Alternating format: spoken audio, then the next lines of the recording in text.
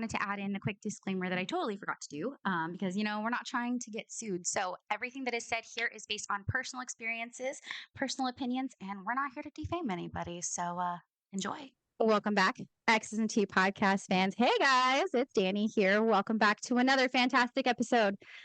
First off, I just want to say, as I try to do every episode, is to thank everybody who has shown support, who has reached out, who has just continued to follow along on this journey. I really just can't believe where we've come. I apologize too that I haven't been as active. It is the busiest time of year for me. So hopefully we will get things back up and going. If not, I appreciate your guys' patience either way. But you guys, I have the privilege, just an absolute privilege to get to hear so many stories. Each and every individual story is so important. What I'm really excited about, because I have something really, really exciting for you guys today. I actually have 4 people with me today who were all under at least the same diamond ship, some way, shape, or form, who all collectively have a story to tell that it all kind of coincides together. But I love the fact that we get to hear all of these people's story together because it's intense. I think the things that these ladies have gone through is a lot. And I hope that you guys will not only stick around for everything, because this might be a long one, but hopefully you guys are a little bit inspired to kind of know that there not just is there power in speaking, there's power in numbers. So I have with us today, I have Erika. Hi, Erika. Hey, Danny. We have Taz. Hi, Taz. Hi, Danny. We have Megan. Hi, Megan. Hey, Danny. And we have Ixia. Hi, Ixia. Hi, Danny. I am so grateful to have all of you here. Every time that we've talked, I've had such a great time talking to you guys. I think that there's just so much personality in each and every single one of you guys. Actually, it was Ixia. You had reached out to me and had kind of told me a little bit about your story, and we spoke the first time. But not only that, you kind of collectively got us all together to introduce all of us. And I'm curious as to, and I'm sure like everyone will be able to answer this question, but like, why do you feel it's important that all of you guys get to talk about this together?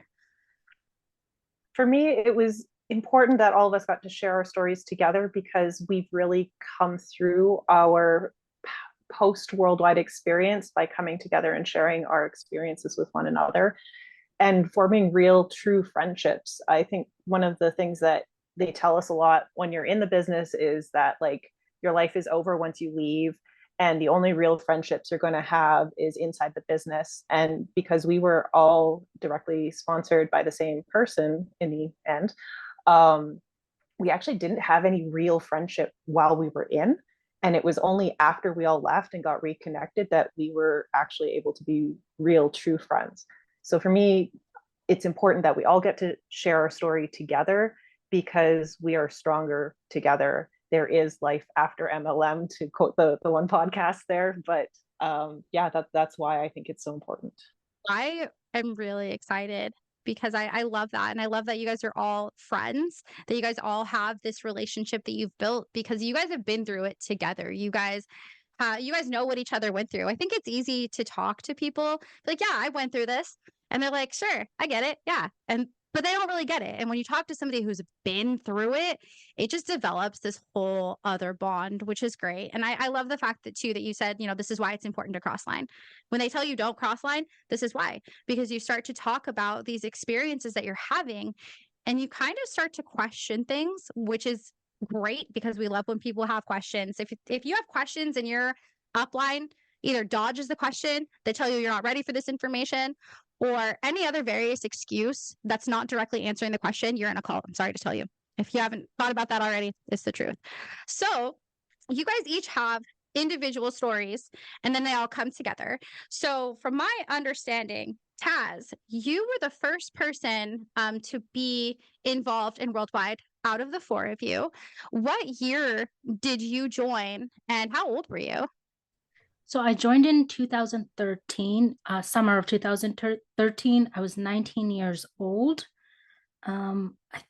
like 1 year into university. Wow. So you were really young. When you met your sponsor, what was their approach? Like how did they, I guess, drop the message with you? Okay. So funny is how this actually all comes together is that I just came back from the country that I was born in. So I have been living in the city that we live in for the last, since I was 10 years old, went back to my country, came back, and I was like, I don't know what I want to do with my life. I've just done 1 year of university, but I just want the opportunity to travel. I have a brother who's autistic, so I really didn't know how I was going to take care of him and have the basically the luxury to travel and to go back to see my family. And when I was telling that, I think I was telling her like, hey, maybe I want to be a reporter or something like that. That will get me in. And then the way she approached me, it it's like, oh, since you want to travel, my husband and I own this company and you should come sit down with us. Like in my head, it was a job interview that I was sitting down with her husband because he owns a company. And that's how it started. Got it. Okay. So we'll kind of get to this to how everybody's connected, but basically everybody's connected to a couple, Gio and Missy. And so your Missy's the person that you had spoken to and you expressed to her that you were interested in it just in life advancement. And gosh, you were so young too, which is so crazy because like of course they did. Really. Missy likes to keep things kind of convoluted in my experience, just like things are unclear or like, oh, you'll see, we'll get to it, or she'll just the way she says it, it's never direct answers, which is what I would do to with people. And I think she basically was just like, just come sit down with my husband and I. And again, my understanding was that it was a job interview that I was going for. Yeah, it was just a regular old like interview process of like, we're really looking for those soft skills. Do you have the motivation? I don't really care about your resume. You're really gonna like change the world. You're going to be able to take care of your autistic brother. They use that actually a lot with me, especially Missy, throughout my journey. Was every time I had some doubts or anything, she'd be like, but I know that you want to take care of your brother. He's like, he's quite severely autistic. So that was one of the ways that I was like, you're right. I don't have any other way that I can see of how I can take care of my brother. My parents are immigrants, so they don't have, the best savings. They do the best that they can. So I had a lot of responsibility on my shoulder from a really young age. Yeah. One quick thing I wanted to mention was, so I met right after I came back from the country I was born in. And after all of these years, I didn't go back because of Worldwide. And I think I'm planning on going back basically in the next couple of weeks. So it's like, it's finally like I'm doing, yeah, it feels like a full circle that I'm finally able to go back after all of this. Yeah, that's really exciting. I'm so Yeah. excited for you. But I'm also really angry for you. The fact that Missy really took something that is so like near and dear to you and like manipulated the situation to be like, essentially like, "Oh, well, you wouldn't be a good sister if you didn't do this." Like, that's insane, and not only that, your brother is neurodivergent, which I have an autistic child, and I even with him, I just understand, like, how challenging that can be, and to have somebody use that aspect of it to manipulate you into a situation like this is so angering, especially when someone like Missy should have known better to one, never say anything like that, but two, know that this type of organization can leave people broke and broken. And I'm angry for you. Yeah. I'm so sorry. No, like it's absolutely true that it took me a really long time to realize that not only was she not my best friend, she didn't have any of my best interests at my heart and her heart. And she took away a lot of opportunities from my life. There's been other opportunities to go back to the country I was born in. And she would actually like applaud me. She's like, I knew that you were really serious about this business when you turned down your parents' um, basically invitation to go back the last few times that they had. They're like, I knew that you were all in. And she would, yeah, so that was another thing. But yeah, my brother is quite like he is disabled. So it was just something that basically anybody could have used to trick. Like I was just so desperate to help and set up my family. So yeah, unfortunately that it did happen. Yeah. I mean, it's no fault of your own. I think that they are the ones who are I think it's evil to use something like that to coerce somebody because I mean, like you said, there weren't a lot of resources available for you and your family, and you're questioning, like, how am I going to do this? I mean, first and foremost, you are an amazing sister for just that responsibility is really intense, especially at the age of 19. You're already forward thinking, like, okay, how can I make his life better? And I think your intentions were pure and so special, and theirs were obviously terrible. So when you were kind of getting involved at the time, when you were getting involved, did they have like the interview process, and what did that look like? Like, did you know right away that this was going to be Amway, or did they keep it a secret for a while? So they did have the interview process. So Giovanni and Missy are directly downline from Rhiannon Nolan. okay, yeah. So yeah, they already had the process pretty down set. So I think the first time they did say like it would be 3 sit downs and 2 board plans. And through this process, like, how long did it take you to actually know what it was, that it was Amway and Worldwide Dream Builders? Probably not till like the 3rd meeting or so. Just the way that again their upline, they would come over and they would talk about the company, but they would never say it. And again, for me, being an immigrant, I had only lived in Canada for 9 years at that point, and I was so young. I had never heard of these types of companies. So it was really easy for me to not understand what was going on as far as like the nature of MLMs. I feel like I really didn't clue in until I officially signed on and then started talking to people, is when I started to clue in like what's actually going on and what type of company this is. I feel like 3 meetings is a long time, especially when it's meeting, board plan, meeting, board plan. You'd already been to so much by the time they actually told you. And I'm sure as they design it, you're already so excited about it and really interested. And you're getting to know Missy and Giovanni, and you're attracted to the situation. So by the time, and you didn't even know, like, you had no idea. Plus, not only that, they're very, very particular when they say, do not Google this. Don't listen to what I don't even remember the name. Oh yeah, the club owner, he used to say "sexy kitten 69" on Reddit.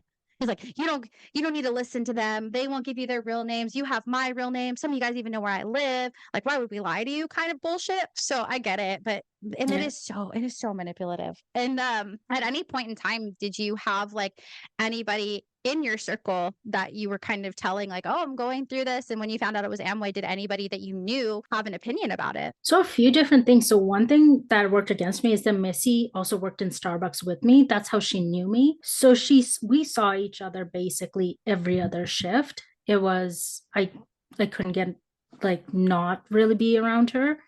That was one of the ways that she really influenced me to stay in the process and not question, because I was like, oh my goodness, like this is my friend basically. And it's exciting.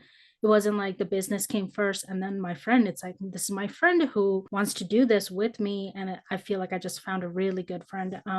Did anybody in your circle, like, did you tell them kind of a little bit of what you were doing, or like mention like, oh, I found out this is Amway, or like, I've been meeting these people, just anything that you could have mentioned to somebody? Did they have an opinion on, oh, like, I know what that is, or that's a cult, or did they have any negative to say about it? Yeah, so I would say my best friend at that time, her parents had been in Amway, and my parents were really controlling, and I was living with them. So I sent the boxes, like my very first boxes, over to my best friend's home to get delivered. Her parents saw it, and they basically told her, being like, "It's kind of it's a pyramid scheme." But by that point, honestly, I've been in the process, gone through so many functions and stuff. A month and a half in, I'm like, you don't know what you're talking about. It's not a pyramid scheme. Like, you're just a hater. You guys are just, and like her parents are so sweet. They were just like, we just had a really bad experience because our upline stole our money, because they did it like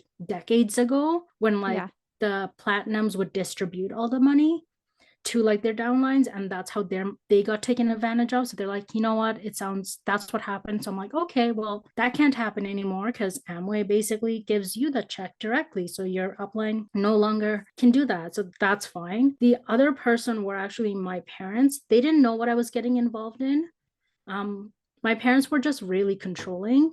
And the moment I started to step outside of what they wanted me to do, they started really causing a lot of problems. So, in a way, I am thankful to Giovanni and Missy because it really allowed me to tether to something outside of my family to get away from their control. But it's also the reason why it took me such a long time to see the red flags, because one red flag helped me escape the other red flag. So you're like, okay, I don't know anything anymore.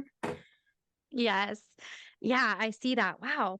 It's kind of like a perfect storm. Somebody who is young, has the ambition because you have a purpose. You have not only yourself to take care of, your brother to take care of, and she's seeing you all the time. This is somebody that you learn to trust. And of course, happens to be that they get you involved in Amway. That is really crazy and really, really scary and manipulative. And you think about, I'm like thinking about all the coworkers that I've had that I've like considered friends.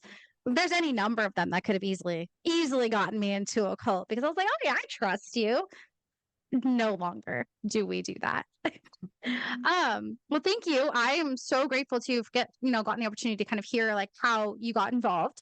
We'll kind of loop back around to some red flags and how everybody left, just because everybody left at different times as well. But it looks like the next person who got in, that was Erika. So Erika, when abouts did you get involved and how old were you when they got you in? So it was 2013 as well, but nearer to, I would say it was like October, November, because like I went to some like meet and greets, or I went to some sort of actually I think my first like thing was going to like one of the second looks or something downtown in our city, and it was the football player and his wife that were doing that, and I was 34, so I'm a little bit older than these girls, and older than Gio and Missy actually as well. But at the time,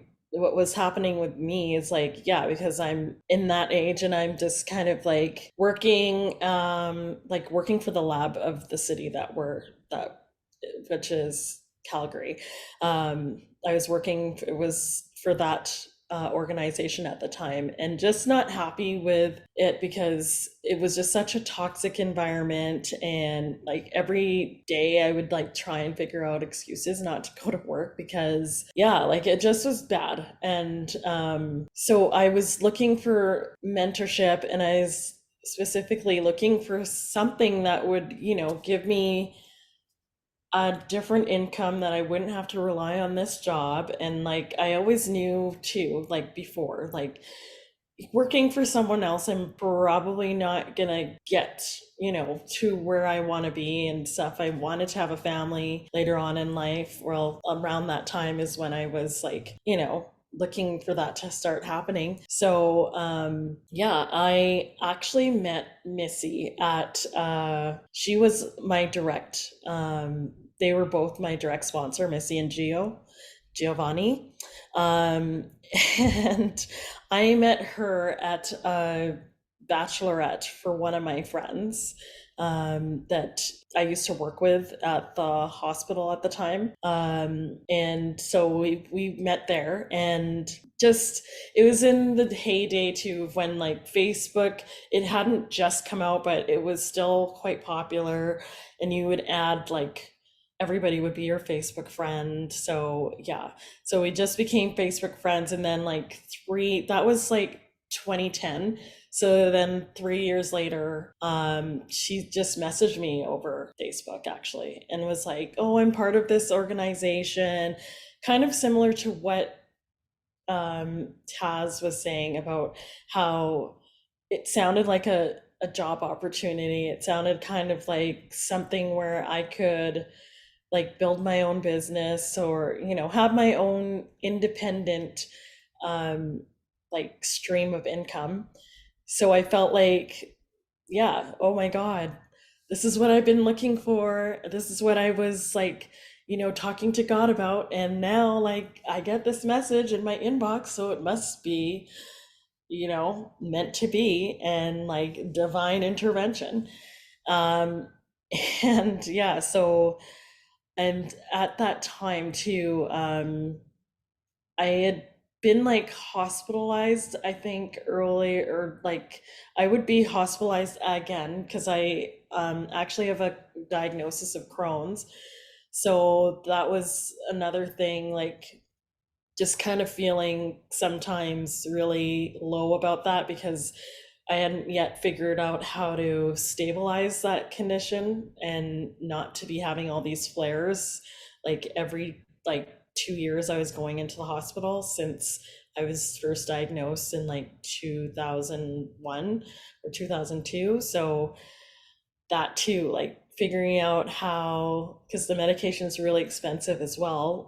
Thankfully, I have coverage, but at the time it was like super, super expensive to get. Yeah. So I had to like go into a drug trial and all these other things. So basically, my life just felt like I needed to have an anchor to it. And it felt like she was kind of going to give me that. And when I met Geo, it was like I started to realize, like Taz, like I feel like my family's quite, like my parents can be quite controlling too, but I don't know, like I was trying to kind of break away from that and trying to, and I it was starting to be more illuminated for me.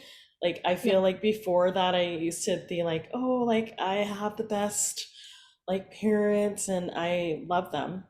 So yeah, don't come at me, anybody from my family, but like it's just like but it just was, I wanted more independence and I wanted to have my choice of what I wanted to do. So Yeah.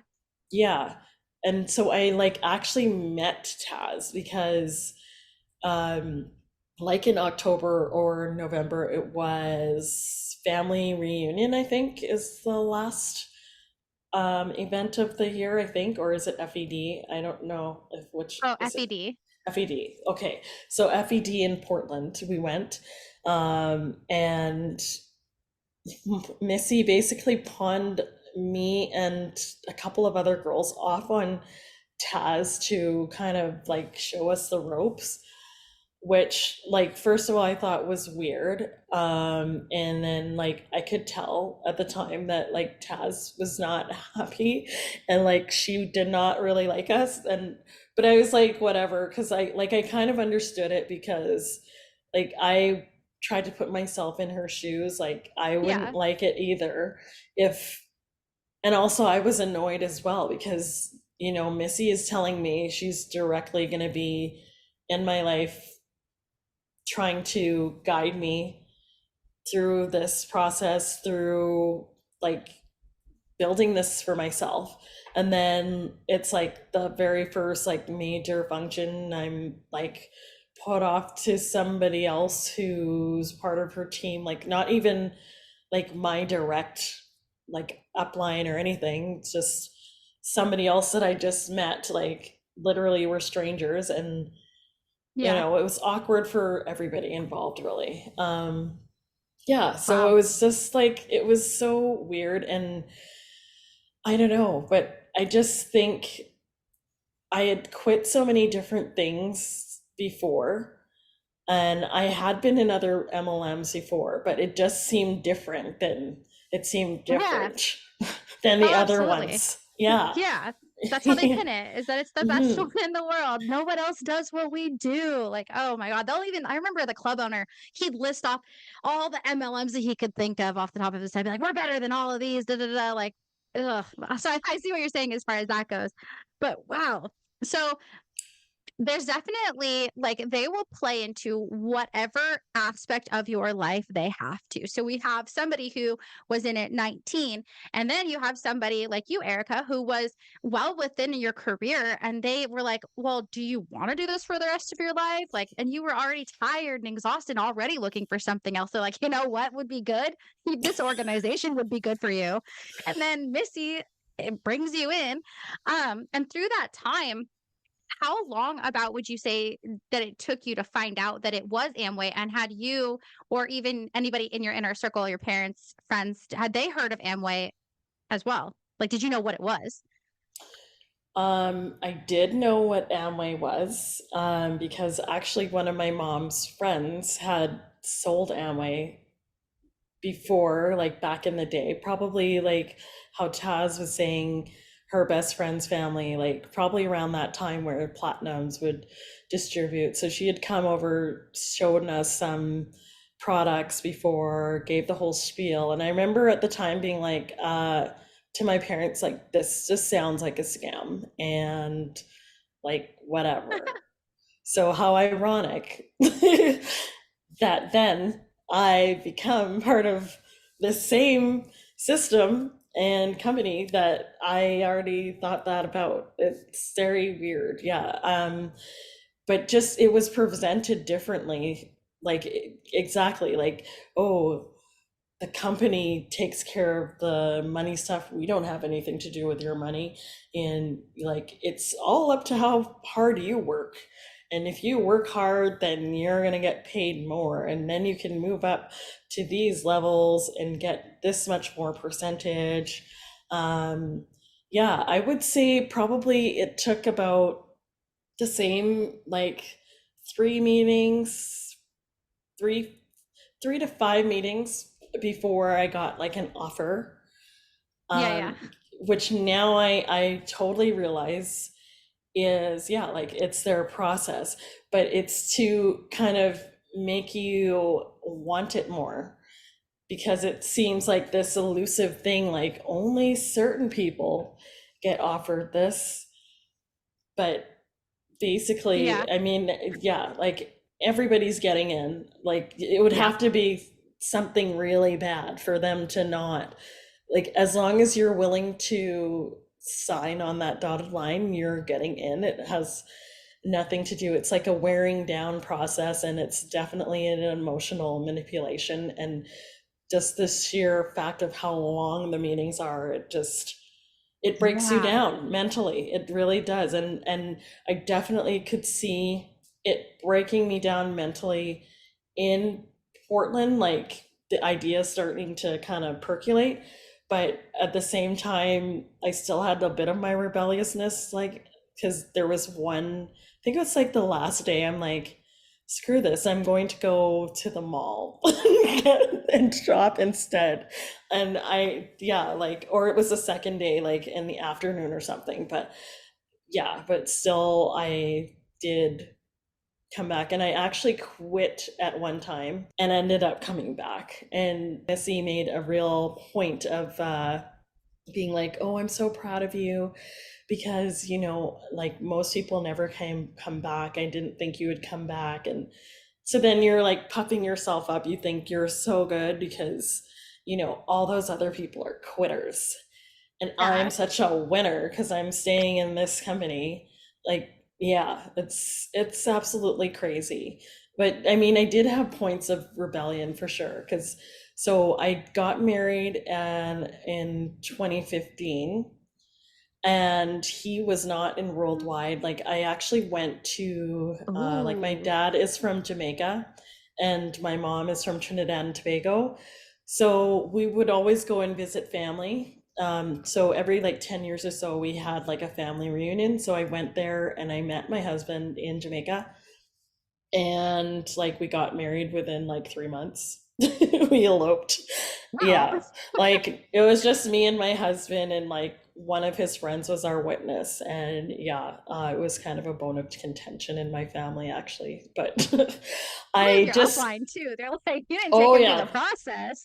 oh yeah, like yeah. But I also like in the back of my head knew that, like, I knew that this is who I wanted to spend the rest of my life with, and I also knew that if I sought their perspective, that they would like they would talk me out of this, like for sure. And I'm like, no, like I want to marry him and I don't really give a flying what they think, you know? Just so you guys know, we can curse here. I do all the time. Okay. So if you happen to slip, I'm so sorry.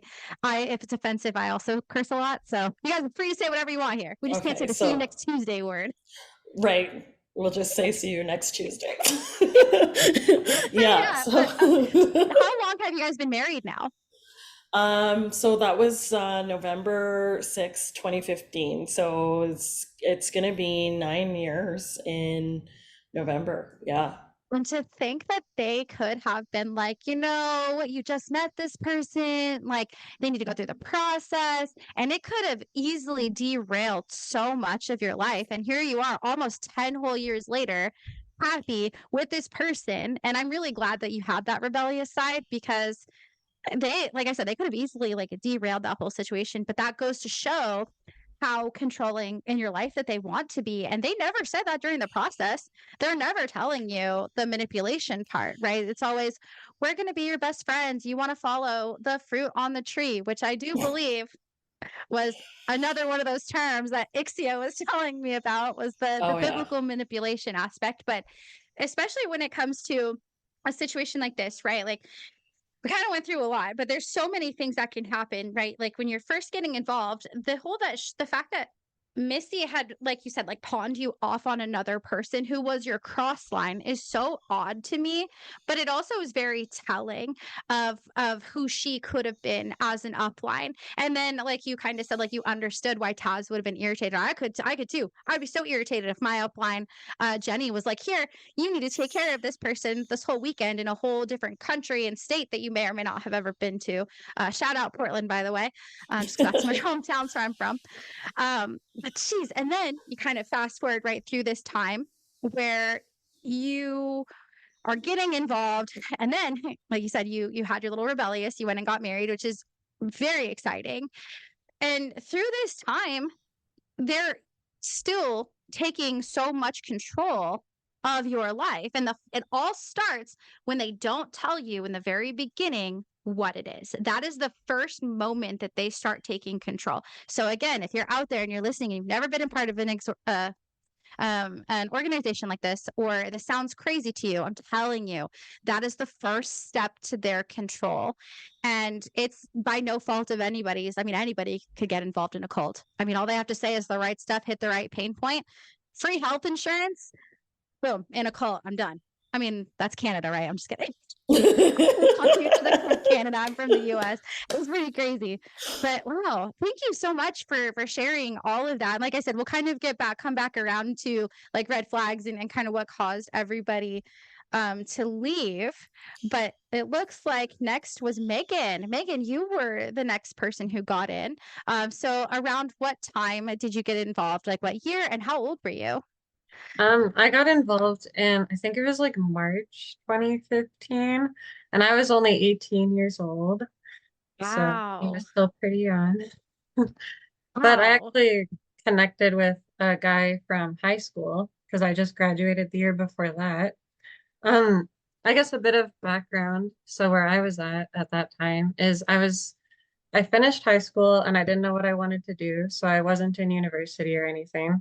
And I was working full time at a grocery store, which I really hated. And I was saving money because I really wanted to go on a Europe trip that I actually planned to go in May of 2015. And then I was also living with my parents, who I really like. I just wanted to move out. I didn't want to like be with my parents anymore because I also found they were very controlling as well. And so I just wanted to like get out and I wanted to go do my own thing. So also, I guess like before my the guy from high school, Tom, before he reached out by texting me. And before that, we hadn't talked in probably a year. But even before that, I believe like when you have dreams, like sometimes they mean something.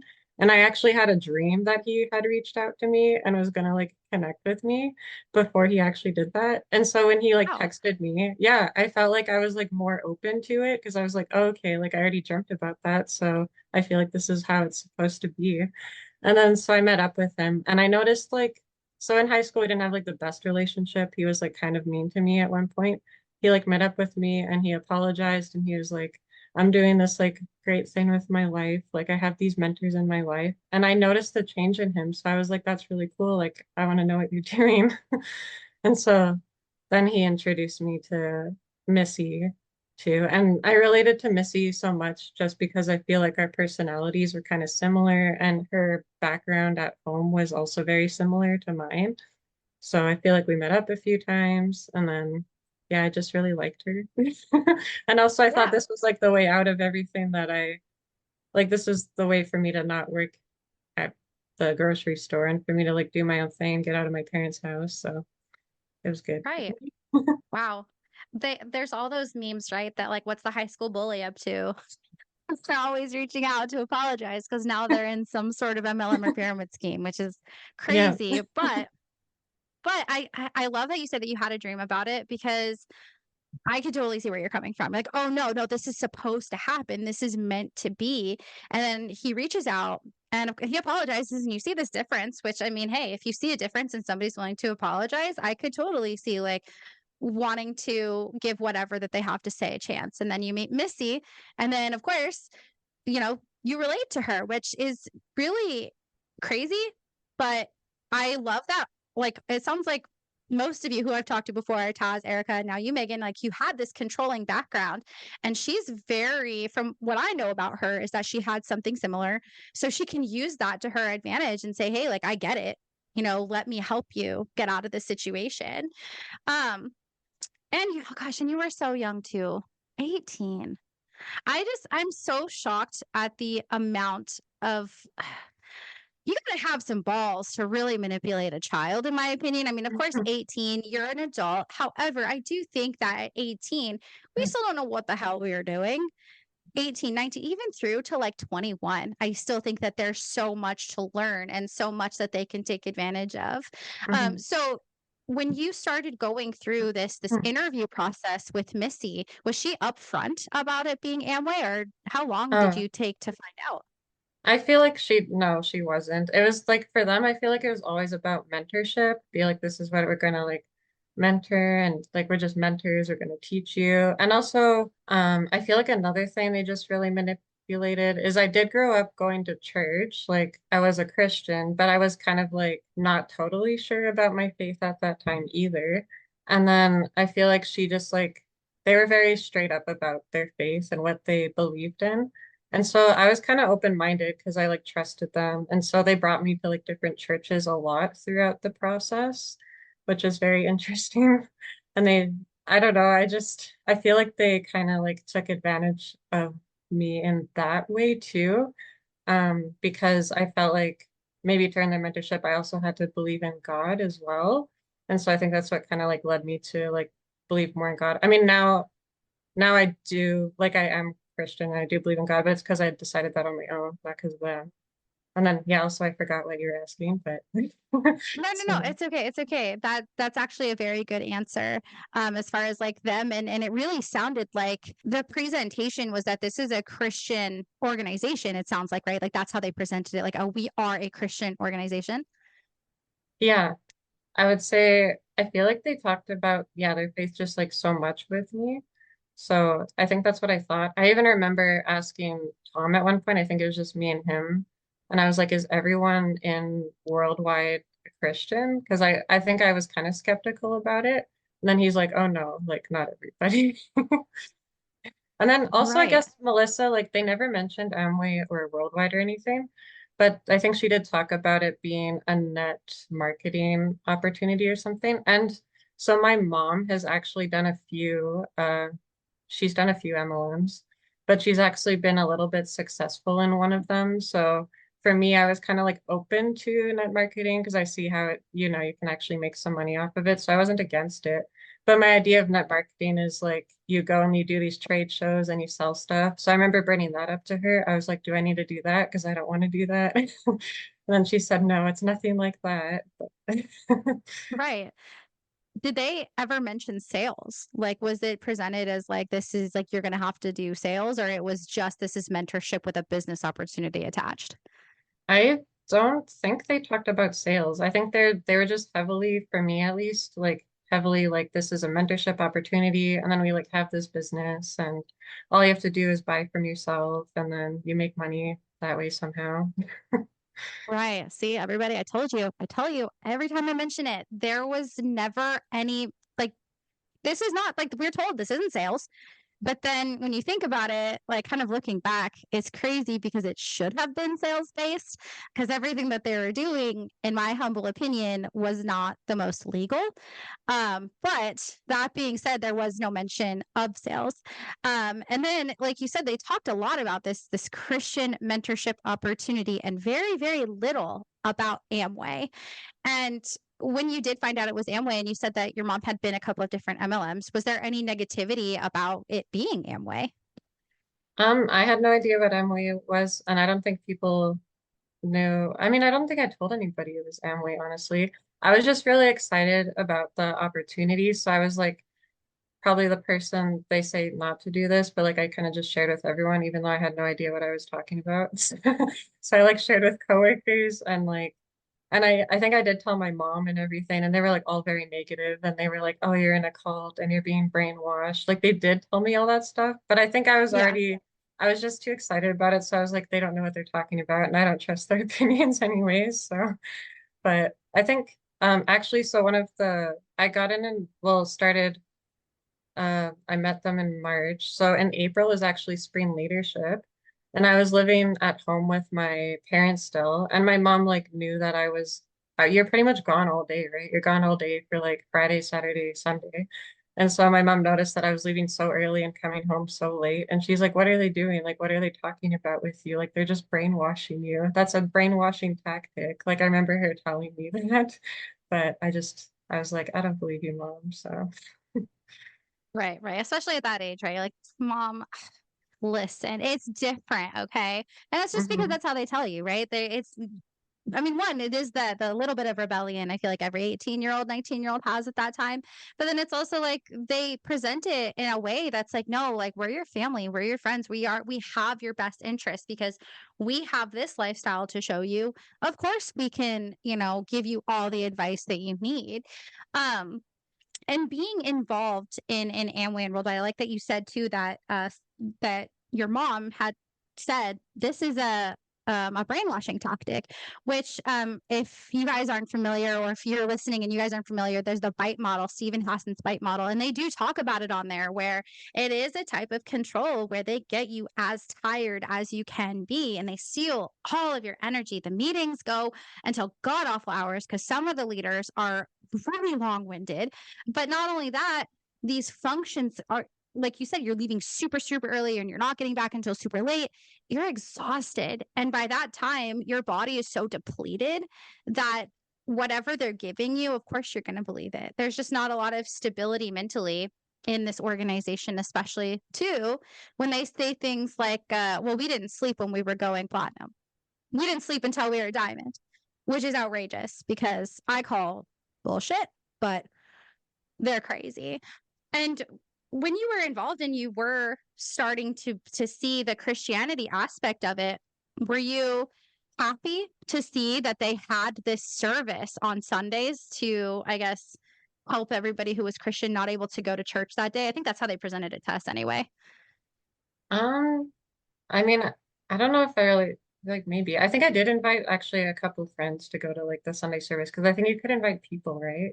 So I think I did see it as an opportunity to be like, oh, you can come see this pastor. And I think more so with John Maxwell, I invited friends. And I think my mom actually came to John Maxwell one time because she just wanted to Really? see John Maxwell. So I invited them.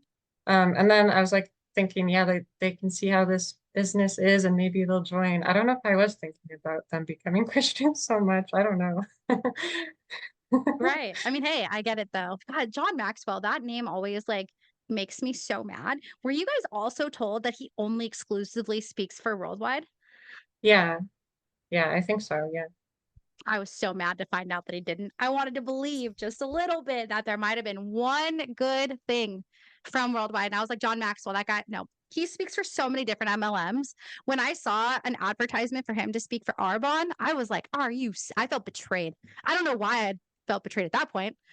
but it was crazy. I was mad. And we didn't. Sorry, that was so off topic.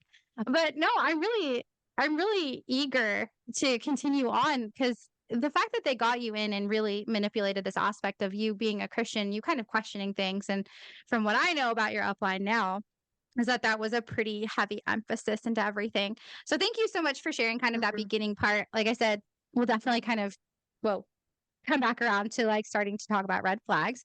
But now we have Ixia, who you were in the most, you were in the latest you got involved. So what time around was it when you got involved and how old were you? So I got involved in Giovanni and Missy's business in 2018, I believe it was. It was either that or late 2017. But I had actually been in Amway before, in another branch. So what ended up happening to me is I like the basic foundation of my family is it was kind of all surface level talk, kind of high control again, infantilized, and just not generally encouraged. And then I got in a relationship with a person who wasn't probably the best person for me to be with, and it fell apart and it devastated me just because of the unhealthy place that I was with the upbringing and the attachment wounds and all those things. It devastated me. And so when I first saw this opportunity, I was 2 years deep into a depression and feeling very judged by my family. A lot of religious kind of judgment about like not being a virgin anymore, and just all of that kind of toxic negativity about like all those purity culture things. And I had graduated from school. I had no work lined up. I didn't know what I wanted to do with my life. And I remember running into a former classmate, and she just kind of asked me like, "Hey, what are you doing now? What are your plans for the future?" And I was like, "I don't know. I'm trying to find work. I want to be like financially stable. I don't really care what I do. I just want something." And she like it was a kind of ships passing in the night kind of meeting, and she's like, here's my number, text me, like I think I have something. And I was like, okay, sure. So I took her number, and we ended up going for coffee. And I remember her telling me about like the business and all this stuff, being very vague, not telling me exactly what it was, but I trusted her because she was a classmate that I had had, like, and we'd taken theater classes together. So theater classes are very intimate. You build a lot of trust and vulnerability with your castmates and your classmates because that's kind of the nature of theater. Yeah. And so I had a lot of trust for this woman. And so I was like, well, I don't know what it is, but I don't know a lot about business. So like, sure, I'll come along. She gave me Business of the 21st Century to read, and I did. And I didn't really still know what was going on. So as soon as I finished it in like a day, and then I texted her being like, hey, like let's meet up. Like I finished the book. And she's like, okay. She was shocked how quickly I read it, but I was like so hungry in where I was that I was like just devouring everything that was being thrown at me. So we met for coffee, and she was telling me like and answering my questions, because one of the questions I actually had was, what's the difference between network marketing and a pyramid scheme? Because I hadn't heard either of those terms before. Again, kind of sheltered with the control that I was under. So I didn't know anything. I'd never heard of Amway, hadn't heard of MLMs. I didn't know any of this stuff. So I was just genuinely curious. And I think the first kind of like red flag for me was that she got like very like cautious and answering very precisely and trying to make sure that I didn't misunderstand. Like I think she was expecting me to get defensive and like attack her for like, this is a pyramid scheme, but I just genuinely didn't know. And I just wanted to know because she was the expert, in air quotes here. And so that kind of like felt weird to me, but I didn't question it.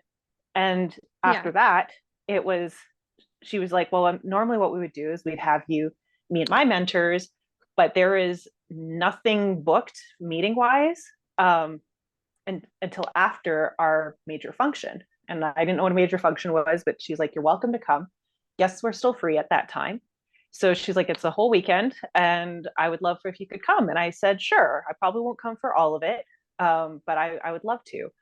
And so I went, and I actually did stay for the whole weekend because it blew my mind. Like I was so low, so feeling trapped, living at home in my late 20s, that it just like offered everything that I was looking for on a platter: financial freedom, families that love each other, and talk about things and talking about success in the future. Like, I don't think I'd ever had a conversation with my family about the future at all and what I really wanted to do, other than just, you can do what you want. You have to have a university degree though. And I'm like, okay, but I feel like I kind of squandered that. I wasted it on English and theater, but it just gave me everything that I wanted. And I remember turning to this girl and I'm saying, I don't care what this is, I want in. And one thing that I noted was that like every single person on the stage thanked God and Jesus. And I was a Christian and really just like not feeling kind of stable or safe in my faith just because of the judgment that I had been receiving from my family. So I remember like being a little bit like, I remember also asking her like, this isn't Mormons, is it? Like, nothing against the Mormons. You guys are lovely people. I just don't feel like joining your denomination. And I really didn't want to do that. But she's like, no, like anyone can have any faith they want. And like, it just happens that right now there's a lot of Christians up there. And so I remember being like, okay, I want in because it seems like there's a bunch of Christians who are running this. I have automatic trust because I'm Christian, have these values. These people are supposed to have similar values. Yeah. So to me, that's like safe. So I was in that business under her like line of sponsorship, which is downline from Dawn and Mary and just adjacent to Giovanni and Missy. And I didn't end up staying in because things at home got a lot worse. I was really depressed and I ended up kind of moving out. I didn't cancel upline. I didn't do anything. I essentially effectively moved out of my parents' home when they were out of the country. And I didn't cancel upline because I knew that they would tell me no, which also should have been a red flag. But I know that they would have counseled me, stay home. You can like have like more financial stability because you're not paying rent or all these things when you're moved out. But I just needed to get out. And so I got out of my parents' home and I moved in a crappy little apartment downtown. This girl who had sponsored me, her upline had done a budget session for me. So I used actually that like the budget that they had worked on me with, that carried me basically through the next few years of struggle, like learning that technique. Cause I also hadn't been taught by my family how to manage money or budget or do any of those things. So I was grateful for that because it did carry me through when I didn't have hardly anything. But I couldn't also afford to stay in partnership. I couldn't pay for my Kate. I couldn't pay for the audio. I don't even remember what the app is called anymore. But I remembered like how spring leadership had made me felt. I remember how those meetings made me feel.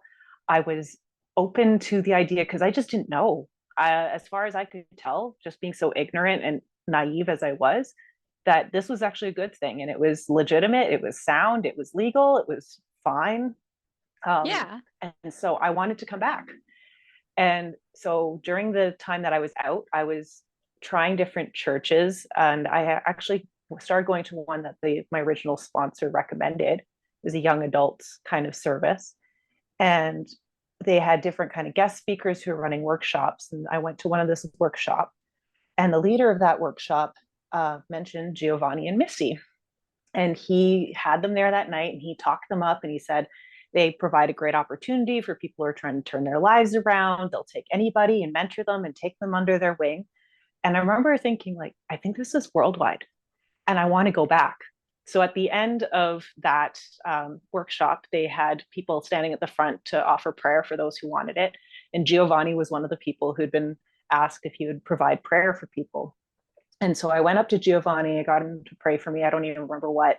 But afterwards, I asked him, like, are you and your wife in Worldwide? And he said, yes. And I was like, I loved Worldwide. I had to get out for various reasons, but I've always wanted to be back in and I really miss it. And he said to me, I think you need to go talk to my wife. And so I went to the back of the room where Missy was talking with somebody else. And I started talking to Missy and she started putting me through the process. And that's how I got in a second time. Wow.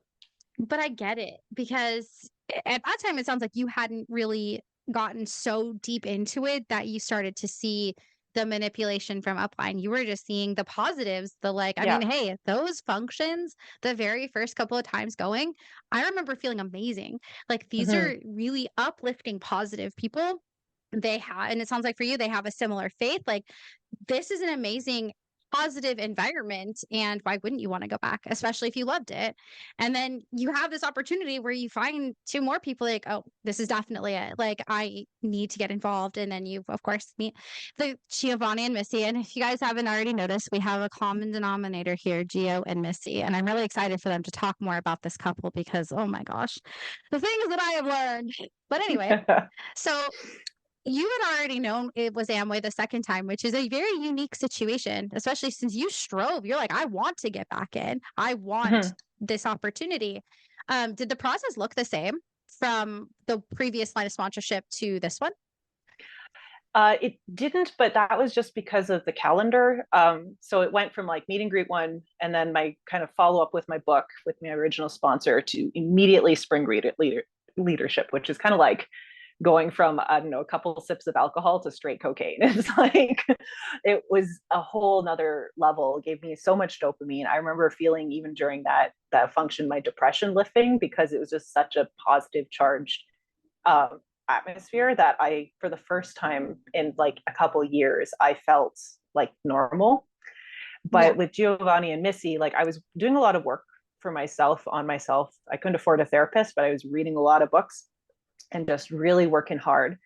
And so with Giovanni and Missy, they put me more through a traditional process. And like I had heard about the process when I was in the other line of sponsorship because they talked about it during board plans and you'd go to those. It just hadn't been the one that played out for me. So they were doing the same thing. It just wasn't my personal experience. Whereas Giovanni and Missy, I knew what the beats were going to be. It's going to be meet and greet one, and then a board plan, then meet and greet two, and then a book, and then meet and greet whatever, and then get an offer. And so I knew exactly how to go through this process to get it to get in. And the actual concern I had at the time was, oh my gosh, they know that I quit once already, even though it wasn't like it was my fault in that I made those choices, but it also wasn't my fault because I needed to make those choices. I think I probably would not be Right. alive today if I had stayed. Um, so I just was worried that they would hold that against me because like there's that aura that they give out of like, oh, it's so selective and who will choose to mentor. And I feel Yeah. like Giovanni and Missy in particular really made it sound like they were picky about who they chose. But I think that's more of a function of Giovanni just being the type of person he is would also send a lot of people away. They'd see some red flags during the process and flee. And so they just twisted it so that it's like, oh yeah, no, we're super selective. So I really was like, oh, I want them to like sponsor me. And I don't think it was ever going to be a no that they were going to give me. Right. Yeah, they do. They create that scarcity mindset where it's like, I don't know if I can get you a seat. Let me make a couple of calls. Oh, there's maybe a handful of seats left. I got you one. Like that is Yeah. huge that they try to use to make you feel special. Like, oh, I earned this. And then yeah, you're like, I don't want them to turn me away, especially when you've already showed that you have such an interest to get back in. And it sounds like they really like they latched onto that. That was like for them, that was I don't know, striking gold, I'm sure. Like, oh, this person is kind of a shoe-in. Which I mean, hey, hopefully at least during that time they were they were nice, which is usually how it works, right? Like these people, they work their way into your life and they Mm-hmm. become your best friends.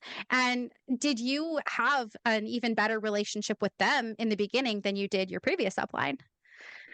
I would say yes, because my original sponsor ended up marrying someone in her upline. And so then she was no longer my direct sponsor, and I got her sponsor's wife as my new coach.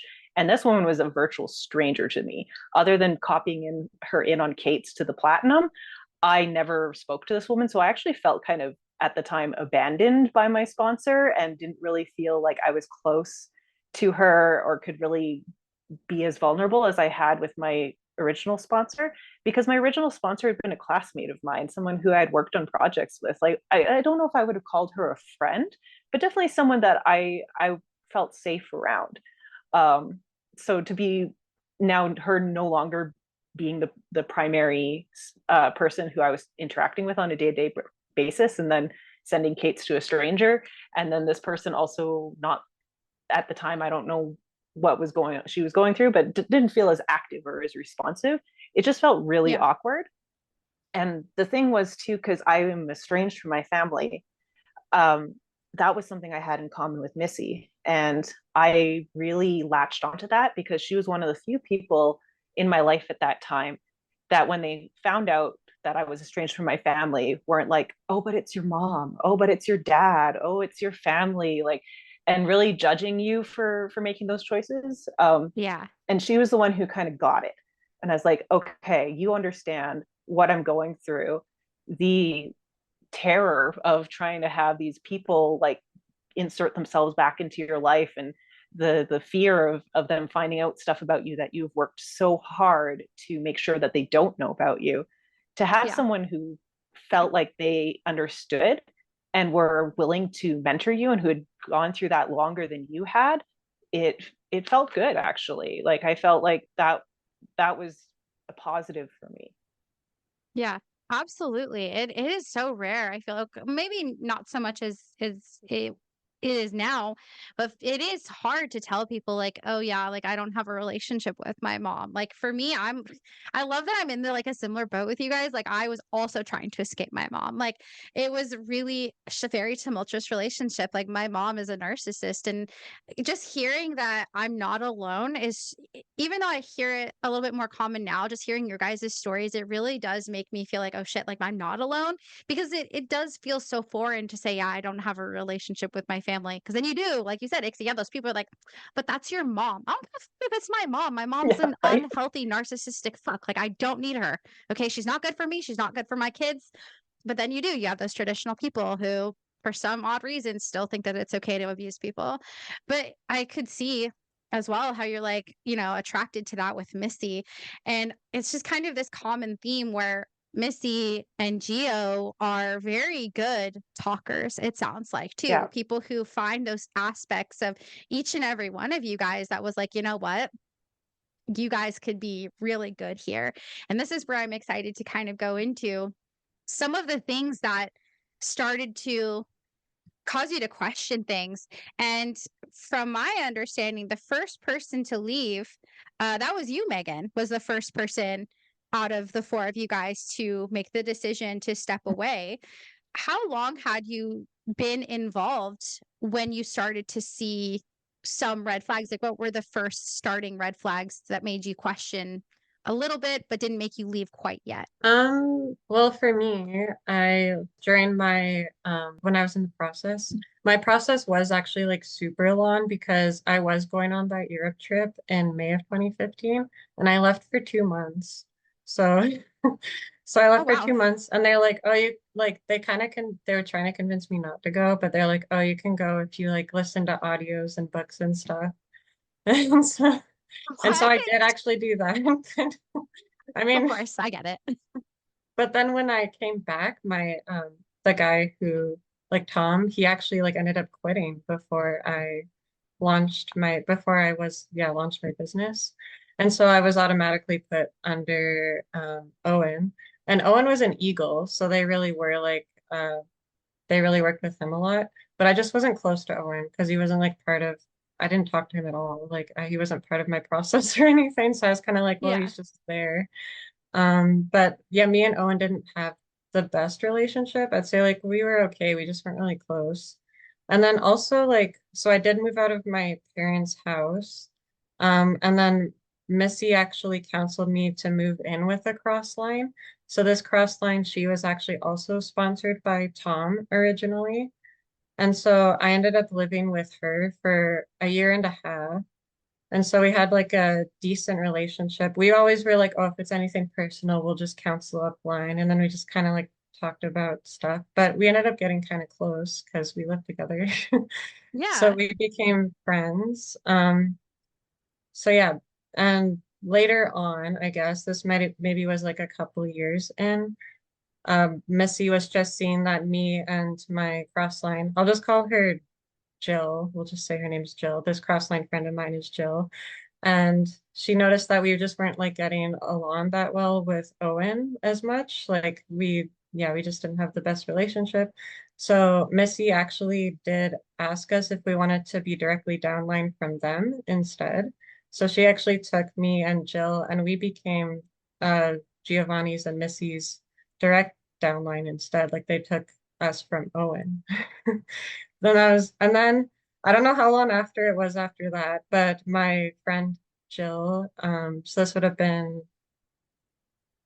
yeah, I don't remember the timeline exactly, but I think ending of 2018 is when Jill actually ended up quitting. And then so did who would have been my upline before, Owen. He actually ended up quitting as well.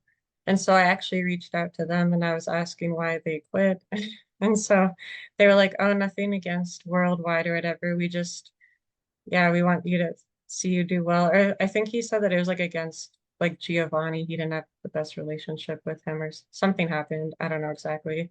And then Jill just said she wasn't feeling it anymore. So I don't know. And then I think I was kind of having doubts. Like I remember in November 2018, I was definitely expressing it to Missy that I had wanted to quit. And also I kind of did want to quit end of 2018 because I knew that you have to renew your membership, I think in the beginning of the year, right? So I didn't want to Yeah. pay to renew my membership again. But she like really, really did string me along for a while there. She was like, we actually met up like I think a few times.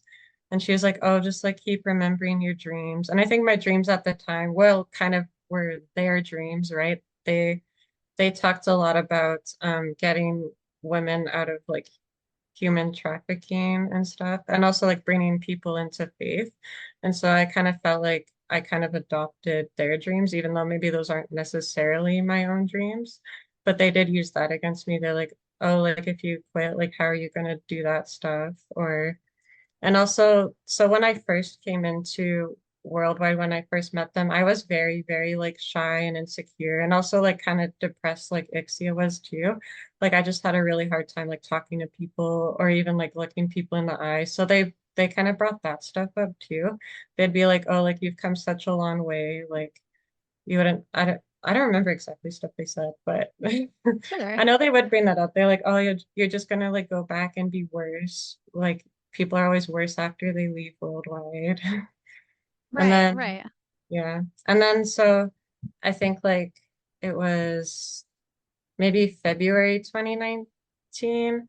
I think I called her and I was like, I'm gonna quit. And then she's like, well, why don't you just read this book? I don't even know what the book was because I didn't read it.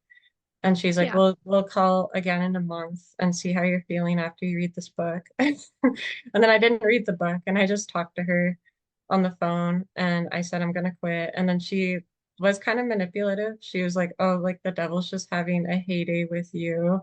Like, like yeah, you're not gonna be successful outside of Worldwide.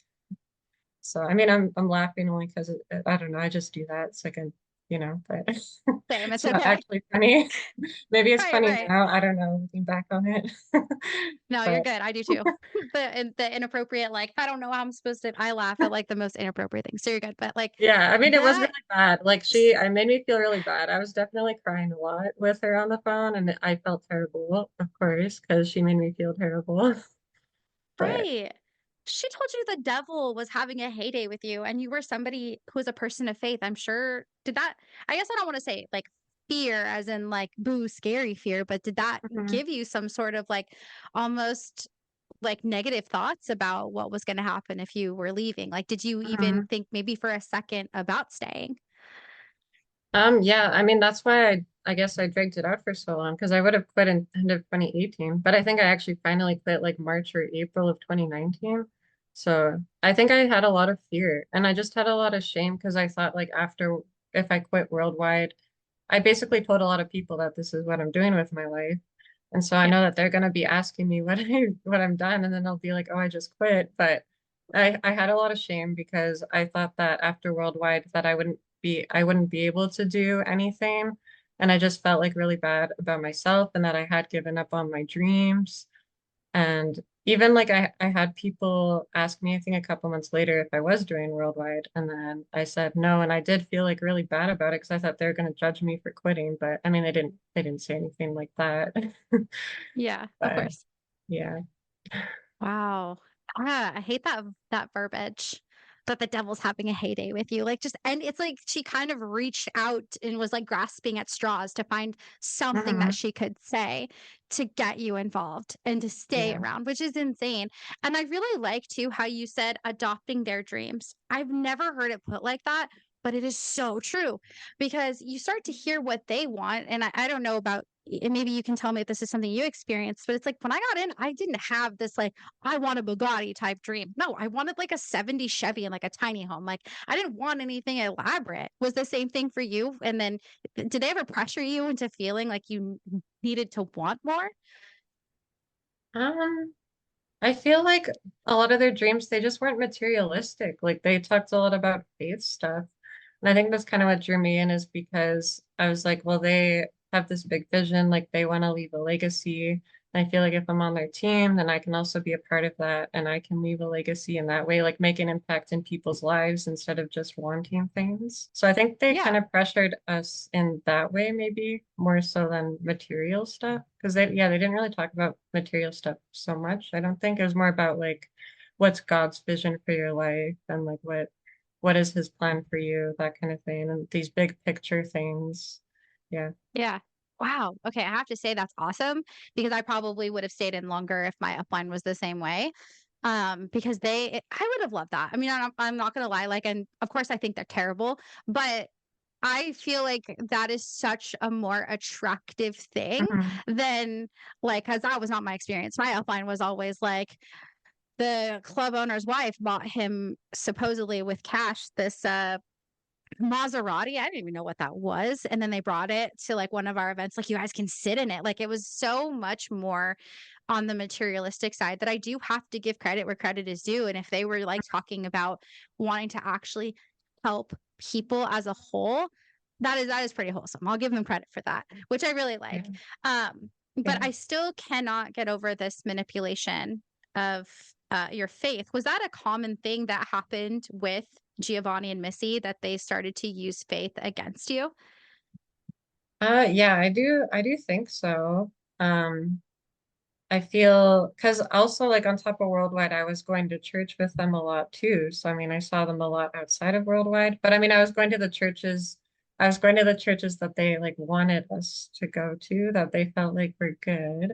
I did have this one experience with them where we were going, like us, me and a bunch of other cross line, like not the girls here, but some other people. We were all going to this one church. And Giovanni, like, I think he just had a problem with the pastor or something. I don't really know the whole story, to be honest, but I think it's probably a thing where Giovanni, like, I feel like he probably wanted control of the church. And I think the pastor probably pushed back on him, is what actually happened. But we ended up doing it was weird. Like, the pastors and then all of us that were going to that church, and it was quite a few of us, like maybe 10. So like a bit of people. We were all going to this church, but we ended up having a meeting with the pastors. And Giovanni wanted us to tell the pastors like what I think basically what we didn't like about the church and what they were doing.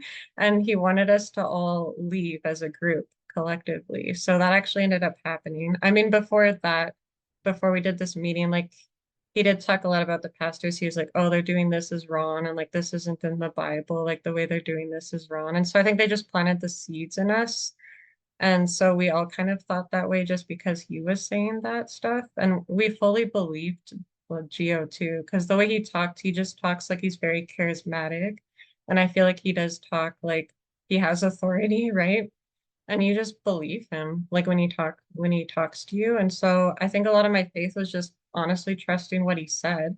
And it probably wasn't all necessarily true. And I do think those pastors at that church are really good people. Like I actually talked to one of the pastors after I had left not that long ago.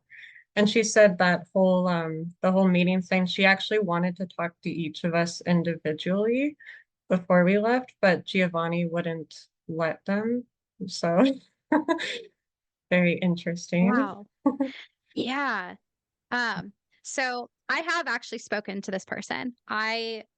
I'm not going to get into too much, but I have spoken to this person and I can attest to what all of you guys are saying about him. Because you're right, he does speak with authority and you want to believe every single thing. I personally think that this person makes a fantastic cult leader. Easily. Could.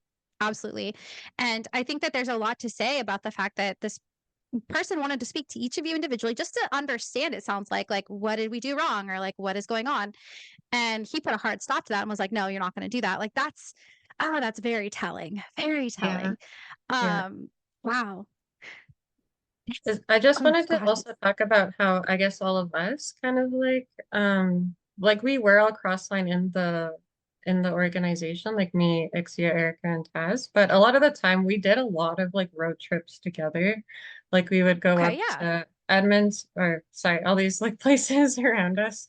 They were like few-hour drives. And so I guess that's how we kind of like got to know each other too that way is we had a lot of small talk on those road trips and we like saw each other all the time. And so we actually had each other's phone numbers, but we didn't like do any like cross lining personal stuff. But I mean, that's Yeah. just off topic, but I just realized we didn't talk about that. So, No, but yeah, that's actually totally relevant. Because that was actually going to be my next question was actually like, once you got out, who was out of this group? Who was the first person that you talked to? oh, actually, it was Erica. I feel like Erica is just really good at getting people together. So she actually called me, I think maybe only a few months after I left. I don't think it was that long, honestly, because I think Erica was questioning why people had left or what was going on. I don't know exactly, but she just called me and asked like what I've been up to and why I decided to leave. And so I mean, at that point, I was still honestly really brainwashed. Like I really didn't believe that Worldwide was a cult or anything. So I was like, oh, like it's a really like in my mind, I still thought it was a really good organization. And so yeah, basically, I don't know, I just didn't have anything bad to say about Worldwide because I just didn't really know until we all started like Right. talking and getting to know each other and each other's stories a bit more. So yeah, but yeah, Erica reached out. And then Erica also reached out. So when everybody quit, she reached out and then got we all got together. And that was pretty cool because I hadn't seen them for like 2 years, I think. So yeah. Wow. Yeah, which is great. I love, like I said before, I think it's great that you guys do have this relationship. And honestly, sometimes it does take digesting things to really kind of see, like, oh, that really was bad. Because when they brainwash you, you kind of, I mean, I was very similar when I left too, where I was like, I didn't want to say anything bad. I didn't reach out to my old downline because I thought it was me. Like, I'm the problem. Mhm. I want them to succeed. I like, obviously there's a lot that goes into it too. They're very, very good at making you think that if you leave, it's your fault, nothing that they did. So thank you so much. I actually wanted to go into, so Erica and Ixia, you guys actually left around the same time. And the whole catalyst for leaving was insane. But I do want to go to Erica. What were some of the first red flags that you started to see, and maybe around like had you like about how many years had you been in when you started to see them? Um, okay, so definitely like what Megan said, I from the beginning would notice like, because Missy and Gio's team was geographically spread out. Like they had some teams in like Alberta, Ontario, and then they had some in the States and California, and I think they had someone in like Switzerland or Sweden or something too. Like they had quite a bit of, yeah, like a spreading of their team around. So often we would have meetings that would be online even before like the pandemic happened. Um, so I would just notice like, oh, this person like used to have like a huge team and was one of their eagles, and they're not there anymore, but now, yeah, like it just was weird. Like I would just notice new people were constantly coming in, but also people who I would see and recognize like were falling off. And I was pretty upfront to ask Missy about these things. Like, and the story always was like, oh, well, they were jealous of where we are, and they're not coachable, they're not mentorable. That was always the story that I got about anybody who left. But I just thought, like, that started percolating in my mind. I'm like, well, if this is such a good thing and they're such good leaders, like, why would they have all these people leaving? And then the pandemic hit and we were doing those meetings, and we used to have like retail meetings, and like to know how to, to sell more, to get more customers and do that, because I at that time I believe Amway was going to be starting to kind of crunch down on you needing to have customers and not necessarily just having sponsored people being under your business, right? So Yes. yeah. So we're in the middle of this retail meeting, which just devolved into Giovanni talking about like our prime minister, and talking about the George Floyd murders, which like, fun fact, I'm like a Black woman. So it's, yeah, like in Canada, there definitely is racism, and it's more polite than what we see when we're looking at like the States. Like, it's more, I would say that in the States, I'm not trying to offend anybody, but like it's more like kind of in your face, whereas in Canada it's more microaggressions and, like certain biases and more underhanded. And so, but still, like, that really affected me seeing the George Floyd murder. And like, I didn't even watch it, but just hearing everything, and just, it was like a constant thing. Like, this person got arrested and was shot, and so it was just every day pretty much there was a new story about these things, and that just happened to kick off the BLM movement and just everything to do with that, the social reckoning.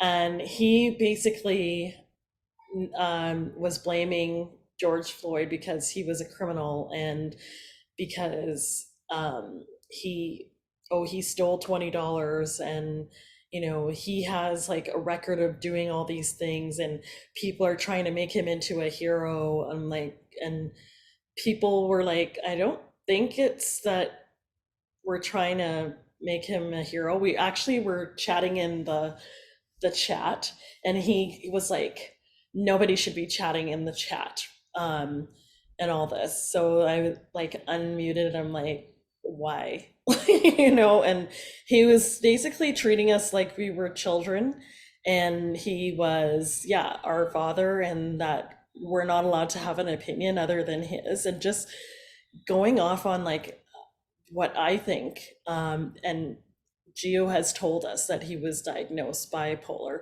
and totally that was a manic episode, like, for sure, like 100%.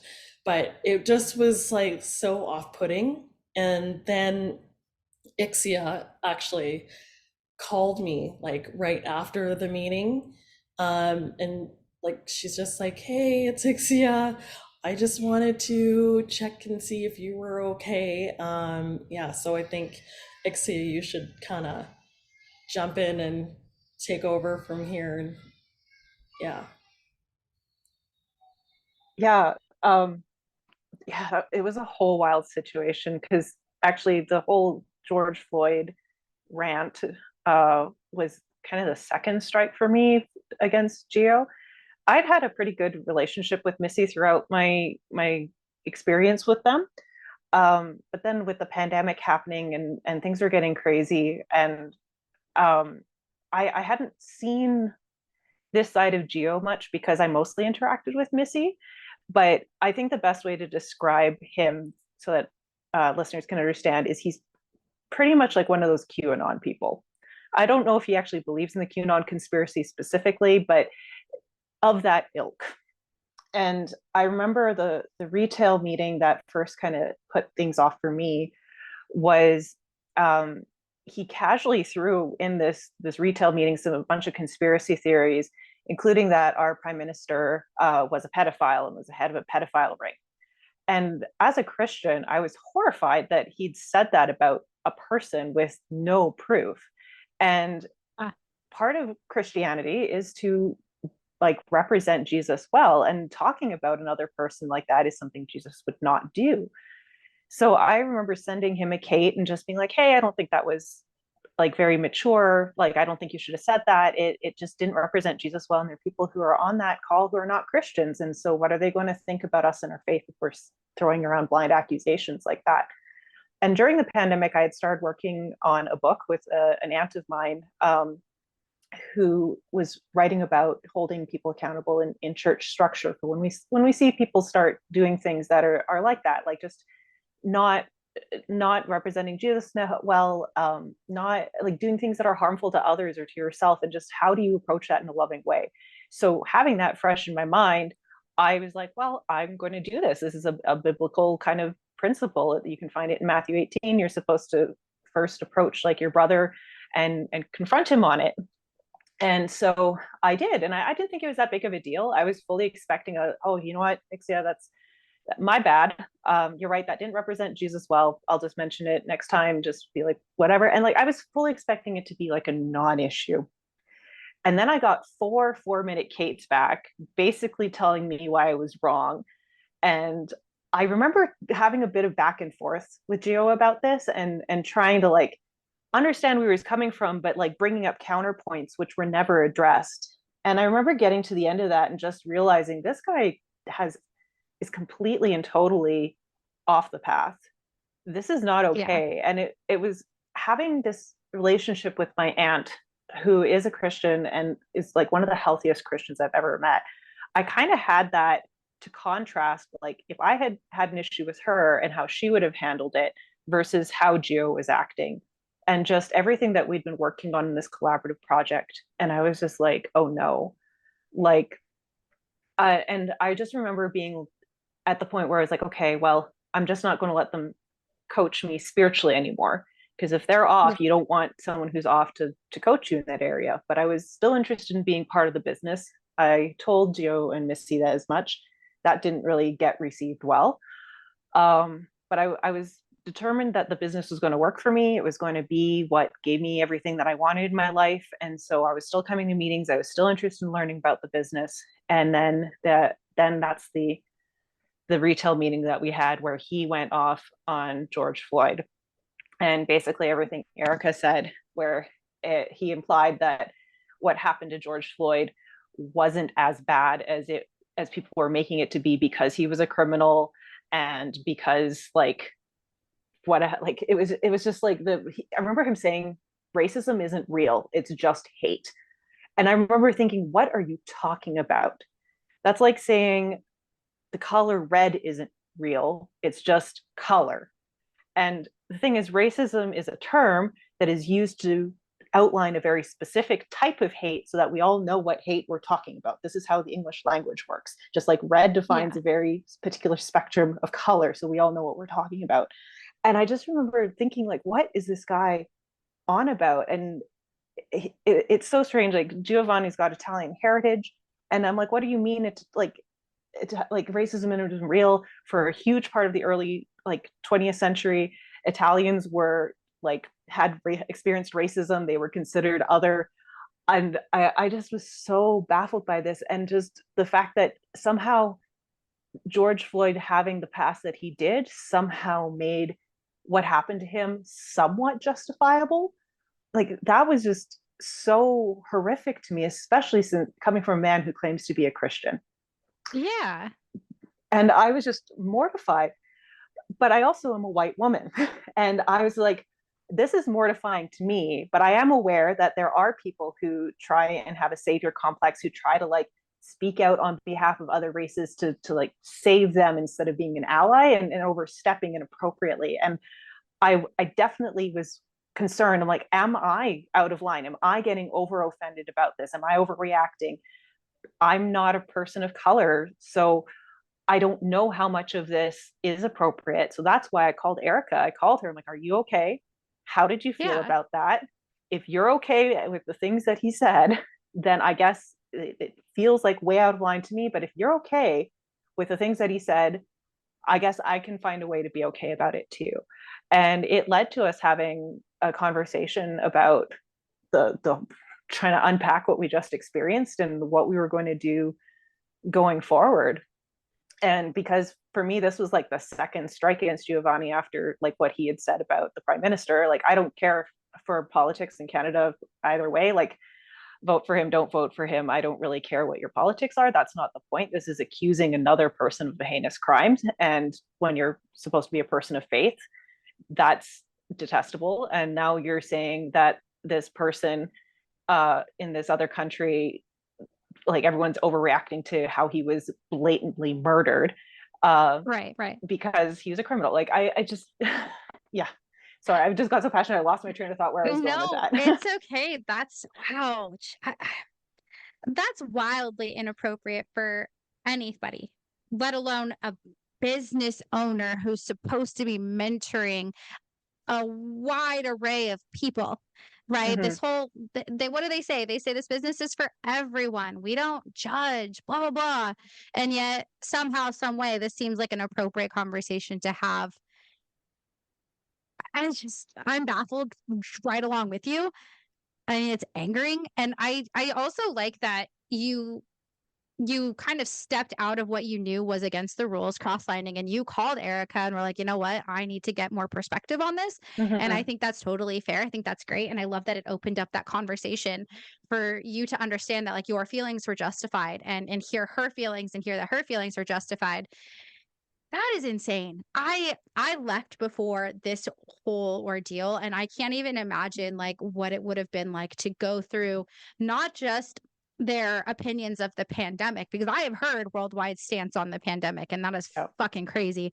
But then something so important like this event that really he has no business speaking about period, let alone to his downline in a business that really he's just but what is he really supposed to do here as far as your mentor? He's supposed to tell you what are good financial decisions, what are bad financial decisions. And I wouldn't make this choice, blah blah blah. Not let me force my political beliefs onto you and my social beliefs onto you, even though they're totally wrong. Yeah, wow, that's fucked up. And I'm what really angry struck for me, you guys. what struck me was the hypocrisy too, because he has had a past where he's had some criminal stuff related to mental illness that got dismissed and eventually stuff.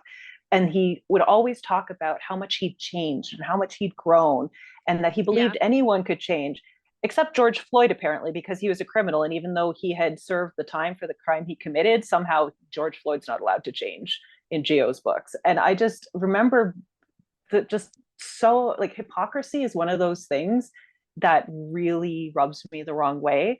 And I think that was not a like the disgusting things that were said, but just on a character level, I was like, Yeah. oh, not only these ugly, gross character things on the surface, the deep down is the hypocrisy. And I was Yeah. like, oh no, I need to leave. Wow. Yeah. That's a good point actually too, that you're like, well, because yeah, you're right. I mean, he heavily talked a lot about when I had spoken to him about what he had gone through and what he had like the type of person that he was. And you're right. Like, why can you change, but why can't this other human, another living, breathing human change? And even still, I don't care about somebody's criminal history. If they're like murdered, it's murder. It doesn't matter. I mean, it's not Mhm. like this was some vigilante killer going after somebody who molested their daughter. This is not the same thing. This is somebody who, by all accounts, was just functioning as a human. And then somebody on a power trip took it into their hands to. I mean, this person probably didn't even know his damn criminal history to begin with. I'm sorry. This is like a whole different Yeah. tangent. Yeah. But like, it's so frustrating that this person who that's so infuriating. And like I said, I'm really glad that I want like well, like I said, I'm really glad that you guys had the conversation about it, but I wonder how many other people too like questioned whether they could feel a certain type of way about it because that's how worldwide makes you feel. You feel as though like am I allowed to feel this way? Can I bring this up to him specifically and tell him like that's not okay? Did either of you guys have the opportunity to talk to him about it and like tell him like, hey, that's fucked up, or at least tell Nolan and Rianne, his upline? So Erica, Yes why and don't you yes. go? Yeah. You tell your what you did. We both decided that we needed to talk to Nolan and Ryan about it. Me specifically, because I'd already tried to talk to you about the first thing on a one-on-one basis. So I knew Yeah. that the next step was kind of get someone else involved. So I was ready to go there, but I know that Erika wanted to talk to him. So I'll let Erika, you talk about that, and then we'll go from there. Yeah, so I did reach out directly, I believe, at first. Um, I first reached out to Rianne actually, um, because I was like, oh, like, it's not appropriate to send messages directly to Geo.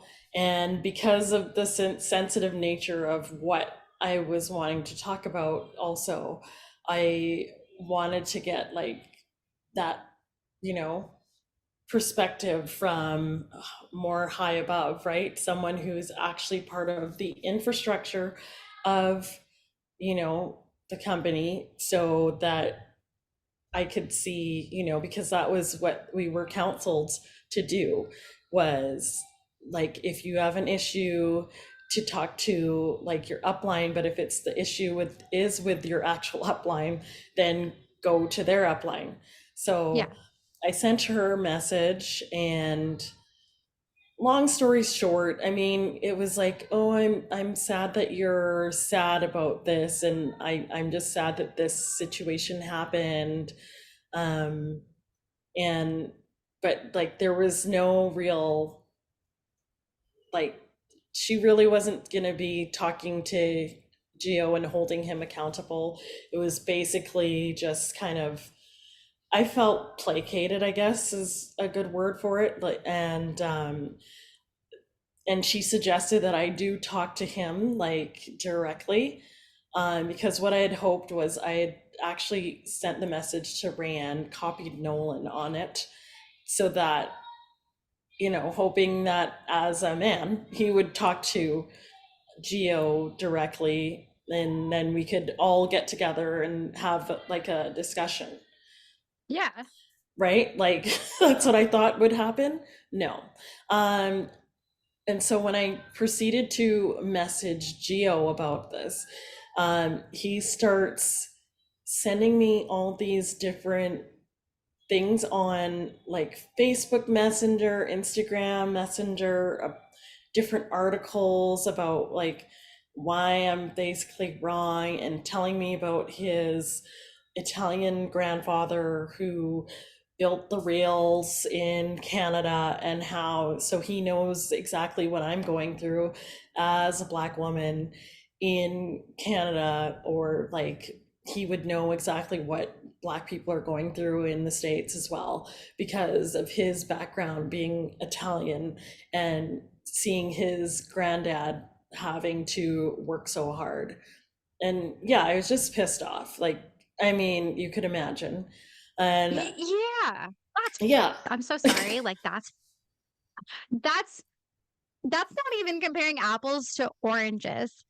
That's No. comparing apples to bark dust. Like there's no fucking equivalent at all. And I am so sorry that you had to listen to that and not have the opportunity to slap him across the face. Not that violence is ever acceptable, but in that moment, I wouldn't have blamed you whatsoever, because that's fucking stupid. Sorry, pardon me. Go ahead. Sorry. Yeah. But what was so funny, at the end of all this, just kind of skipping ahead a little bit, is, so I'm married and I have 3 kids, and my husband was kind of going through a process to be like in partnership with me, but it was very obvious that he was not interested. Yeah. And but he never ever like spoke badly about anything. He like supported me, and I'd be like, yeah, I'm going to a meeting tonight, like blah blah blah, and he would be like he would never say anything negative about it, right? And I have to Yeah. actually apologize to my husband because I actually had the like gall to say to him, like, because of how Geo was like this kind of father figure in my life, it was, and we were talking about like success principles, being successful, and I'm like, well, you know, you're not really successful like Geo is. And I'm like so disgusted with myself that I said that to him, and like I've apologized like numerous times about it. But Yeah. the point of that story is basically like after when I finally saw the light, he's like, well, I've always thought that from the moment I met him that Gio was a piece of shit. I'm like, why didn't Yeah. you tell me this before? And he's like, because like I talked to one of my best friends and we were talking about it, and he was like, no, bro, you cannot tell her that she needs to quit this. You just kind of have to like ride the wave, so to speak, and wait till she kind of sees it for herself. She will see it for herself. Because if you try and tell her that, yeah, like what you see and that you see it so much clearer, she's going to resent you for it. And it already was starting to happen, which is so funny because one of the tenets of, you know, the company is not to mess with people's marriages, and that was very clearly, there was undermining going on all the time with my Yeah. marriage, right? Because he wasn't part of it and didn't want to. And Missy actually had the gall to say to me one time, like, well, you know, your husband doesn't seek mentorship from Geo. And I'm like, no, stop right here. Don't even talk about him.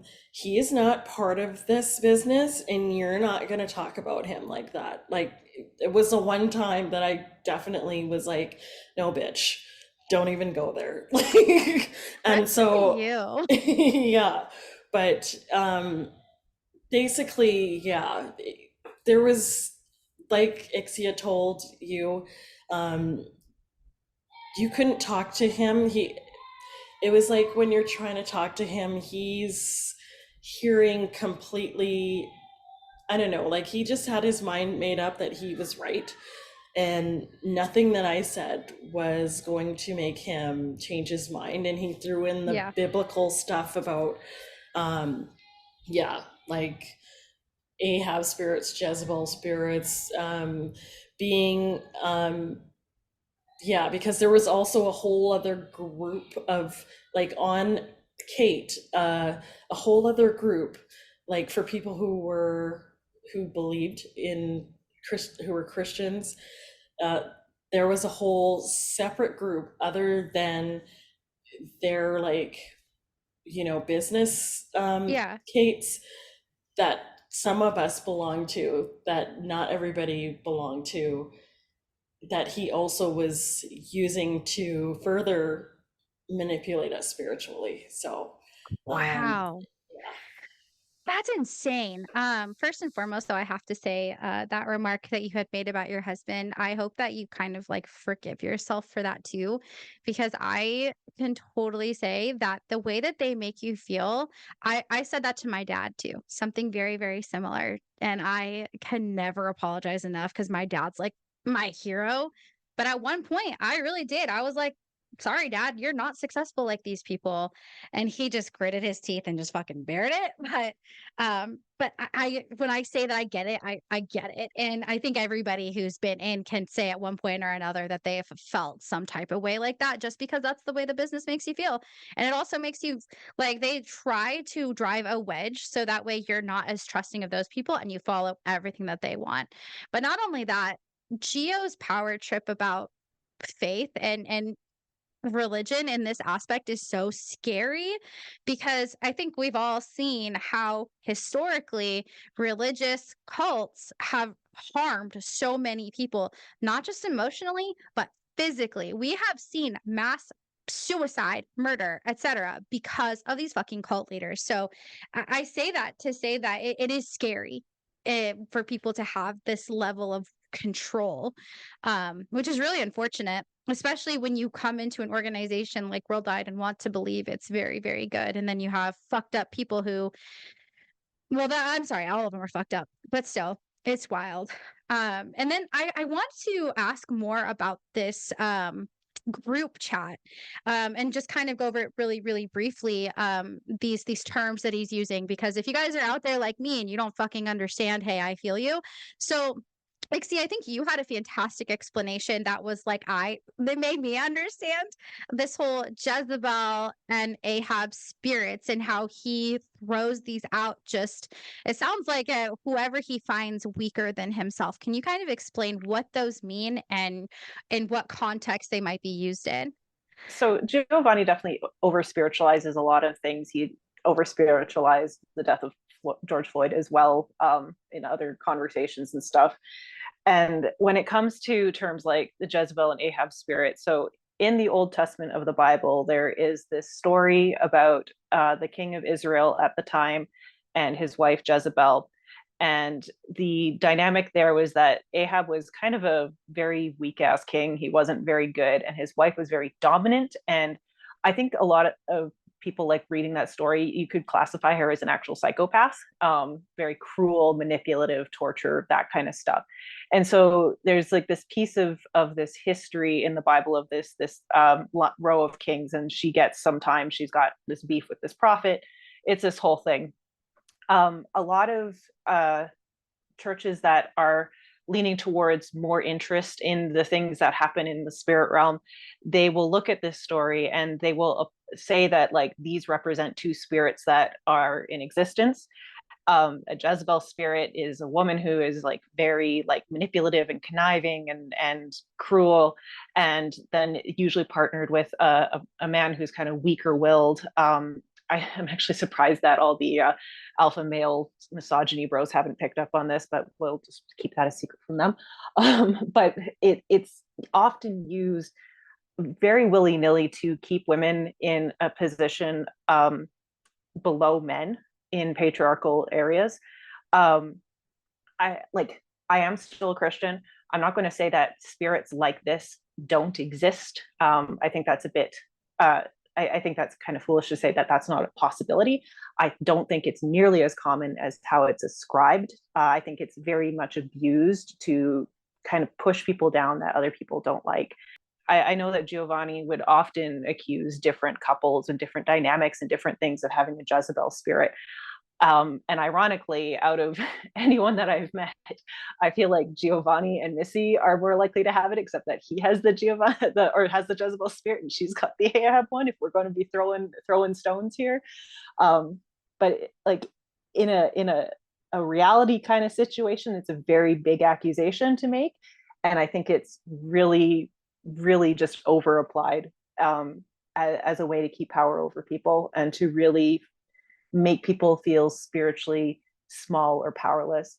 The Christian message is that Jesus is stronger than any spirits that are out there. And so I don't think whatever Jezebel or Ahab or any other spirits that exist are something that we should be as concerned about, because if we have Jesus, then we are supposed to not have any fear. So I'll get off my soapbox there, but I hope that provides some context. No, it does. And just really quickly, what was going on in this group chat that was, I guess, Christian specific? Like, what kinds of, I can't even imagine what business related shit could happen here, but what was he passing down? So it wasn't so much like a group chat, it was a specific Group Kate, right? Group Kate. So it was just passing down spiritual Christian related stuff. So it'd be like, hey, I heard like this really good sermon. So it was more like people could pass up and down like their Christian kind of revelations, then be passed out to other believers. The problem with it is, and it didn't even occur to me until after I was out, that it is very excluding of people who might be curious about faith or open to hearing about those faith things, but just because they don't currently have it, that they get left outside. And I know that Taz, you can maybe speak to this more, but you weren't part of that group, and to find out, I can't imagine how hurtful that must have been. And it didn't even occur to me, like, that that was actually really messed up until we realized you didn't even know that this group existed. Yeah, it's just, yeah, very exclusionary. Wow. Okay. So we can kind of move over to you, Taz, now, just as far as like kind of red flags and everything. But I am curious about this group chat, or I got group Kate. Sorry, I hate using the word Kate now, and I'm so used to saying group chat. But did you know, like, did you find out about this secret Kate group while you were still in, or did you not find out about it until afterwards? So I would say, so my background is my family is Muslim, and I would consider myself a Muslim as well. Um, if I recall, I think there was one Kate made to everybody. There's like, if you would like to be involved, I think there was a Kate. We will include you in this distribution list that would be about Christianity. I think I could be wrong, but You're I think it right. was that. There But was. I always felt very excluded being a non-Christian in under their group, especially Giovanni and Melissa, with how much they would just talk and talk about um, Christianity, and really did feel exclusionary. And then when I connected with the rest of these guys, they would mention certain things, and I was like, oh, I don't remember. And then they were like, oh yeah, it was passed down on the Believer's Kate. And I was like, oh, like you guys, even I think they even like coordinated events sometimes to go together. And it was just, it felt really like I got isolated, Yeah. especially with Giovanni and my mentors basically telling me to have less contact with my family. So it isolated me even more. It's like, okay, so I've isolated from my family, but I'm also not being included in these things that I see their people going to and attending. Like, I like to go to a potluck. Like, nothing about Jesus has to be about that, but Yeah, I want to be yeah. included in that. So yeah. Wow. And was there ever any pressure to convert from who you grew up being to now Christianity, to be kind of conforming to who they were? Yep, there 100% was. I saw lots of other people. I feel like there'd be board plans, especially at the end, after the board plan part was done, and there was like a little bit of a, I don't know what training. I would see people say like, I'm a Christian, I'm this now. And like, the platinum Noel or whoever would have a big reaction. Everybody would cheer. I definitely felt some pressure. I even almost considered it, but then I think, like you, it was just like, it's a conversation between me and a creator, whoever that creator is someday. Yeah, yeah. So, and at the end of the day, my sponsors couldn't shake that belief of mine from me, that no matter the religion, I think every religion is a little fucked up, so it doesn't matter what I belong to. Yeah, yeah, yeah. I feel that. I feel that. Yeah. Oh, absolutely. Yeah. I think that it's fair. Totally. I know that when I left, I was like, me and God, we have a beef right now. We'll figure it out one day, but that's between me and God. Like, that's it. And they made things so, like, they really did it. Exclusive, I think, is the word. And actually, so somebody just brought up that there was a Facebook group too about the believers. And I'm guessing you didn't know about that. Did all of you guys know about this Facebook group? I didn't know about this Facebook group. I literally am like, what? Wow. Um, no, I did not know this, but am I surprised? Also, no. What Yeah, about it you, doesn't Ixia? Did you know surprise about the me. Facebook group? I didn't. I actually quit Facebook in 2015, so I don't have hard like any social media now, and like so I'm not surprised. But I also wasn't exposed to it, and I'm guessing based on some of the things I've heard that Giovanni's posted. I'm kind of glad that I wasn't on Facebook for that. Right. Wow. So Megan, were you in this Facebook group? Yeah, I was in the Facebook group. I just looked it up. I wanted to see who was there. I mean, I did block Giovanni and Missy, so I can't see all their posts, but if I Yeah, unblock yeah. them, I'll check it out later. But yeah, it seems Wow. like they excluded a lot of people. It was made though, it was made a while ago. It says 2017, so maybe I don't know, maybe they just didn't add new people. I don't know. Well, that doesn't make sense though, because you would have been in there. So I don't know. Right. Well, because they were also so like, don't have Facebook, like, don't be on the internet. Oh If you're yeah. on the Yeah. internet, you're Mhm. not building your business. And then for them to be like, oh, we have this secret Facebook group that Hmm. 3 out of the 4 of you guys didn't even know about. Are you guys learning about this for like the first time today? I am. And I, now that you said that, Megan, though, about the 2017, I also was not, I only went back to social media in 2020. So it would have been established, and I don't think he would have probably been adding more people to that believers thing. And that was near the end for me as well. So that's probably also why I wasn't part of it, because I think it was like around, yeah, 2015, because we had that other, like, the workplace or whatever, that group, Oh, yeah, yeah. that, That's yeah, right. right. So I Hmm. was like, oh, this is my Facebook. So Yeah. yeah, it's very Wow. interesting. Breaking news. I like it Yeah. really Yeah. is. Oh, so okay, so now we know, Taz, that you were now you're not in this K group and now in this Facebook group, and just being a person of even just a different faith. I mean, was there any part of you, because I know you said you felt excluded, like even at like major functions or like the Sunday service, was there any of that that was kind of like uncomfortable, or were you kind of open to at least maybe not necessarily learning for the Christianity aspect, but maybe grabbing things for the business? I was always 100% open to things. I'm like, I know people hear bad things about Islam, but I'm a very open-minded person. So I was happy to sit and just listen to um, the Sunday service, John Maxwell. If somebody says God spoke to me, like in my heart, I felt happy for them, because I was like, I want everyone to feel that they have a worth, and Yeah.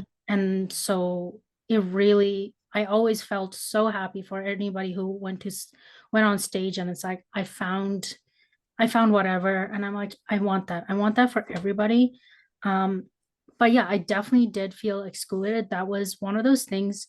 And sometimes you have to take personal responsibility, that maybe was I just someone who kind of self-prophesized that for myself? Who knows? But yeah, being of a different race and a religion, I like Missy and Giovanni always had their favorites, and the favorites would change. But what I would notice, it's always like, I don't know what else to say, but like white Christian girls, Yeah. or white Christian men. And it wasn't just that, it was also like life experiences of that I couldn't relate to being an immigrant.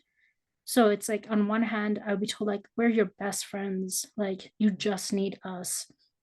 Yeah. But on the other hand, like when I would be starving for these friendships and support, they would be off hanging out, giving guidance, like so much to like their favorites.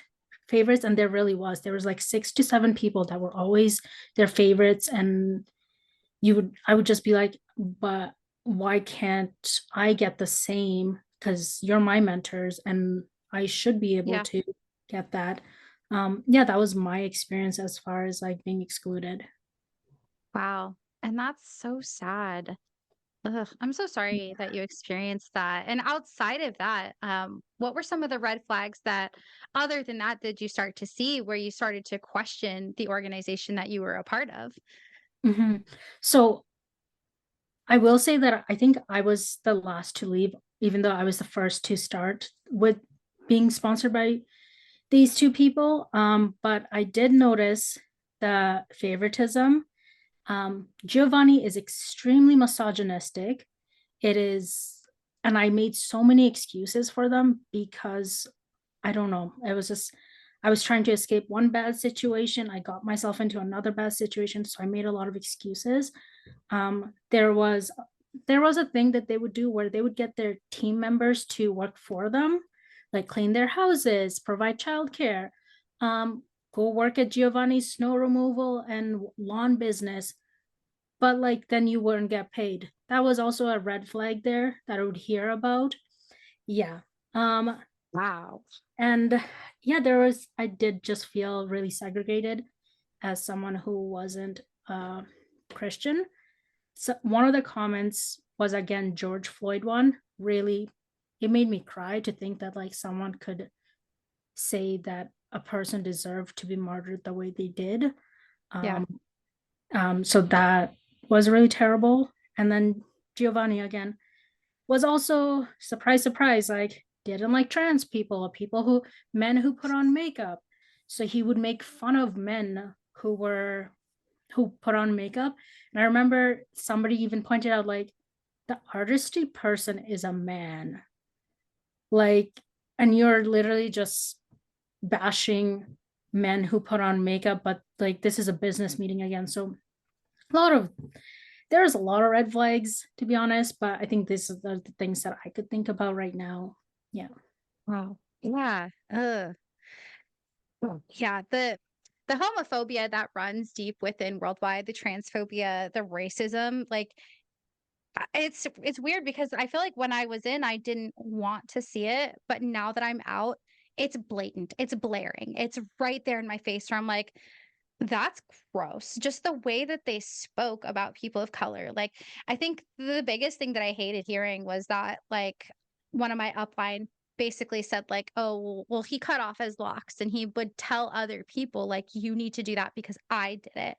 And it's like, you don't get to say because you did something that somebody else needs to do it. Or like my upline, I refer to him as the Syrian guy purely because he would say, I'm an immigrant from Syria. And if I get it, you should get it too. Like you were born here, you're so privileged, you don't understand basically. And it was really like sad because his immigration experience doesn't speak to everybody's. I remember my dad was like, that's not okay to say. And I just didn't listen and I'm ignorant because I was born here. I don't have that. Um, I didn't know. And now that I understand it better, I'm like, how dare you? Like, that's extremely insulting. But that's the only reason I refer to him that way is just because if you've ever met this fucking guy, you know he is an asshole and I hate him. But it's really sad too that you were so young and you had this exclusion where you were already trying to leave, like you said, your situation at home and then you just enter right back into someone like it sounds like Giovanni was really the dominant controlling figure here.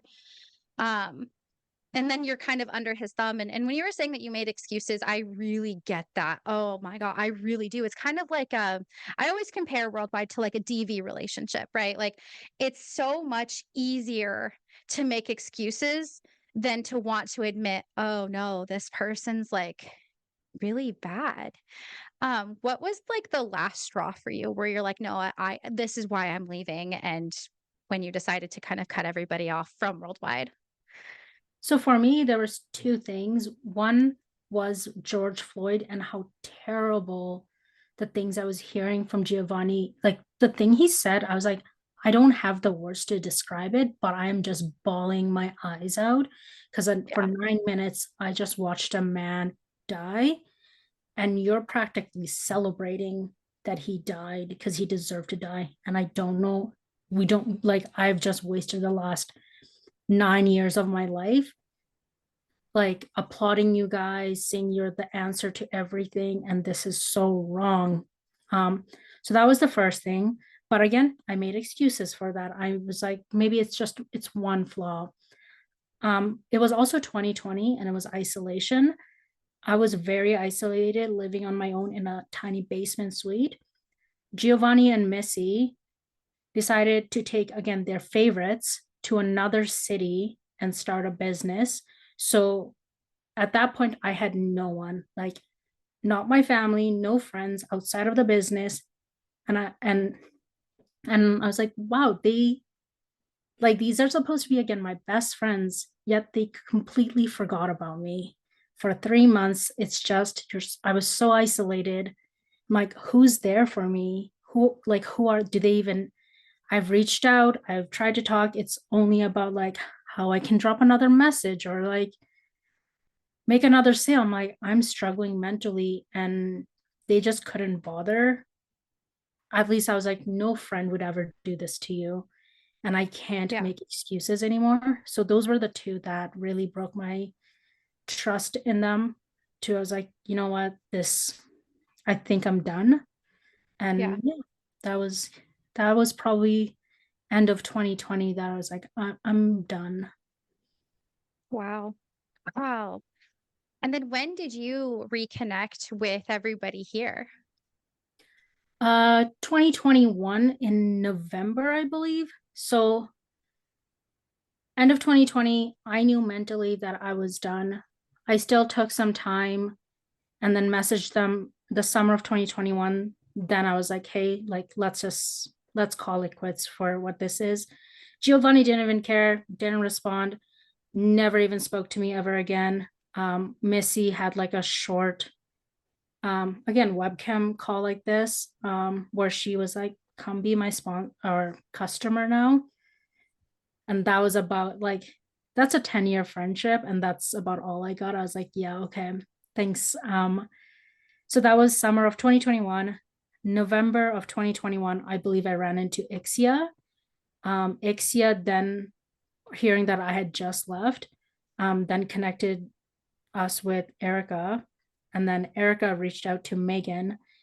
And like, it was really good in that they all just wanted to talk.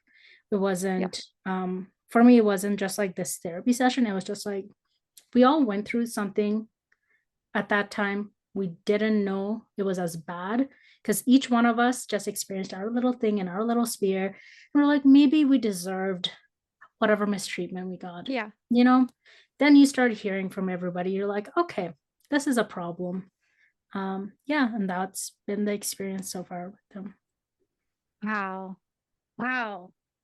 You're right. When you individually, I feel like it doesn't feel as big, but to hear from all four of you in one session right now, where it really does paint a huge picture as to what you guys all went through with Giovanni and Missy, Nolan, Brianne, Dawn and Mary, who sound like they didn't do shit, which they absolutely fucking should have. And really just hearing the trauma that you guys all experienced. And a lot of it sounds like, I mean, not just misogyny, not just racism, not just religious um, manipulation, financial manipulation, emotional manipulation. I mean, these people, when they re-listen, I had somebody ask me over the weekend, they said, how how do these people get involved in these types of things? And I looked at this person, super sweet person, by the way, nothing against them. It's a good question. And I was like, you don't really wake up one day and say, I'm going to join a cult today. Today sounds like the day. They usually find people in various times in their life where you're either down or you're searching. And you're searching probably because you were down. I mean, realistically, we're all in these really bad spaces where they take advantage and they're opportunists and they say the right things. I mean, nobody stays in a DV relationship. They get with the guy like, you know what, this guy looks like he's going to punch me in the face. I'm going to get together with him. No, they finesse their way into your life. They become your best friend, the people that you like leech onto because like you all of you had said they isolate you from your friends, your family, and they become all you have. So you start to kind of justify like, okay, I can trust these people. They're my best friends. Of course I'm going to do what they say. And then you slowly start to see the mask slip and you realize what you're in. So if that's you wondering how do people get stuck in a cult, I'm telling you, everybody can get involved in a cult. They just haven't hit your pain point yet. Think about any of the worst things that are going on in your life and somebody offered you friendship and to fix that problem, boom, you're in. That's all that it takes. I would warn you, don't do that. But it happens. It happens to the best of us. And I'm just like, I'm shocked. I think because I had an opportunity to speak to this person that you guys are talking about. And I wanted to believe a lot of the things that I heard. And I know that I spoke to all of you guys. I'm like, I'm so sorry. Like, I feel like I shouldn't have. And all of you were amazing and being like, no, it's okay. Like, you didn't know. And now that I know, I think that there's somebody out there who knows Giovanni, Missy, they know who they are and they should be taking responsibility for what they're doing. And as far as I know, they're not a part of Worldwide anymore. But people don't get to just parade around as if they're anti-worldwide, but continuing the same fucking message. So if you're hearing this, take some fucking responsibility. Stop posting bullshit on social media and being a fucking idiot. I'm sorry. I can't, like, I'm so angry for you guys. No, but But you're do you completely guys have, right. sorry, go ahead. No, I was just going to say, like, I know that there's probably people who are tempted to ally themselves with Giovanni and Missy, especially Giovanni, because he's definitely on this anti-worldwide crusade right now. I think he got shut down in Worldwide by Zepline, like not kicked out business-wise. I don't think they can do that, but he definitely had some friction there. And I think he's trying to retaliate. And there are other people who are trying to spread the awareness of just how toxic this group is. And so there's temptation to align themselves with him. And I would caution against that just based on the experiences that we've had and just having done a lot of work in kind of like dealing with like different types of toxic people in my personal life. I can see now that should you align yourself with him, be careful, because as soon as your common enemy is gone, you're going to have infighting probably with people like him. And I know that there are probably also people who are listening who are still part of Worldwide, who love Worldwide, and might be tempted to say, oh, well, it sounds like they didn't have a problem with Worldwide, that it seems like their problems were mostly with Giovanni and Missy. And actually, like, I also spoke to Rayanne and Nolan. I tried to bring the things that he was saying up to them and get them to intervene, because like the way that the current system is, and they're like, yeah, you can believe whatever you want, we'll put you on a platform, but there's no checks and balances to make sure that like what someone believes is not harming other people. Yeah. And I tried to bring awareness of this issue to Rayanne and Nolan, and they kind of dismissed it. And I think it even got up to Dawn and Mary. I have a friend who's actually still in Worldwide in a completely different, far-flung part of the Canadian organization. And I told her about what we had experienced. And I told her because I wanted to warn her that this structural issue of not like having accountability for what people are sharing could happen anywhere in the organization. And as long as that flaw existed, like she was in danger. And she was downline from Dawn and Mary. All of it went up to Dawn and Mary. What I told her, she told her sponsor, they told their platinums, who told their rubies, who told Dawn and Mary. And the answer that got trickled back down was, oh, well, if Ixia doesn't want to be under Giovanni and Missy anymore, she can be under you. And I'm like, that's not a solution. That is not what the issue is here. The issue is that hypothetically, a white supremacist could join, get all his white supremacist people to come in, and then start spewing hate from stage. Now I am farther removed from when I quit, and I'm just like, I think the whole thing is just a dumpster fire and should go like just be destroyed anyway.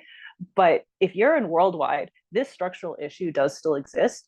You can still have people like Giovanni running around and doing harmful things to their downline. I also know that there's other stuff that was like going on. Like, I think Tom, I did meet Tom, funnily enough, like Megan's sponsor. We met at a work thing. He had just quit and I was just getting in. And he told me that his mentors, like, which were Giovanni and Missy, were going to stop mentoring him if he didn't stop sleeping with people to get them in the business. So there's shit like that happening. There is shit like that happening. And I didn't know Giovanni or Missy at that time, so I didn't really think much about it. I only found out like years later that Megan knew Tom. But that was that, like, there are things like this happening in this organization. It's not just Giovanni being an asshole. He is an asshole, in my opinion. It's the system and the function of Worldwide Dream Builders allows stuff like that to thrive, and no one is holding them accountable. No one's making sure that it gets weeded out. If they're making money, they're going to let it slide. Absolutely. I love everything that you just said. It is very true. I mean, we were all in different, I was in a totally different country in a totally different line of sponsorship. And I can absolutely say the same shit was happening. Was it the exact same? No. But was it similar? Absolutely it was. There's no checks and balances. They're spreading bullshit. In fact, I heard from Nandi actually, and she talked about it where, so we share an emerald. From the emerald, she has like an adjacent platinum and ruby. And this, one of her upline was basically using domestic violence as like a reference in his board plans. And she was like, how was that ever okay? And I was like, what the fuck? Like, nobody has the gall to actually fucking stand up and say something, but it goes all the way up to the fucking crown guy. I'm sorry, that guy's not, he spews bullshit. He spews the most hateful shit, but nobody bats an eye because he makes so much fucking money. And not just that, you have the founder. I did not ever get to hear him speak. However, I don't think that the guy was fucking innocent. I don't think that the Denny story is any true. I don't think there's truth to that at all. I think it's all bullshit. And I do have to say that you're absolutely right. This could happen literally anywhere in this organization. And if you're listening to this and you don't believe me, you will. Eventually, you'll see it. You'll be 20 years down the road, haven't even gone Eagle, still in debt, still working your job. Your upline's justifying why they went back to work or why they opened outside businesses, which I guess is something I just learned about. These ladies brought it to my attention that the Jamaican couple, one's from Portland, Jamaica, one's from Portland, Oregon. If you guys know, you know. They're opening a chicken shop in Jamaica. They always said, don't be double-minded, which I guess is another one of those biblical terms I didn't know about. Don't have your foot in one door and foot out the other. Don't have outside businesses. And yet all these fucking people are opening businesses. Ty and Ann Rustrum, I've said their names before. The couple in Jamaica, the Syrian guy. Why? I'm sorry. I'm frustrated just because I see people who are still in, and I'm just like, I don't know anymore what anybody can do for you. I hope one day you see it. And if not, I hope 20 years down the line, your kids aren't starving because you're still trying to make your fucking ditto happen. So anyways, do any of you guys have any last words for our listeners? I just wanted to point out too, we were talking about the businesses. So as Taz had said, Gio and Missy started another business. They actually got the people who were in their downline to invest with them, and one of them didn't want to, and subsequently was bullied out of the bullied out of Worldwide, off their team, everything. I won't speak on their story because that's not my story to tell, but there was a lot of bullying going on, and this was part of that favorites group, which was like 8 people, I believe.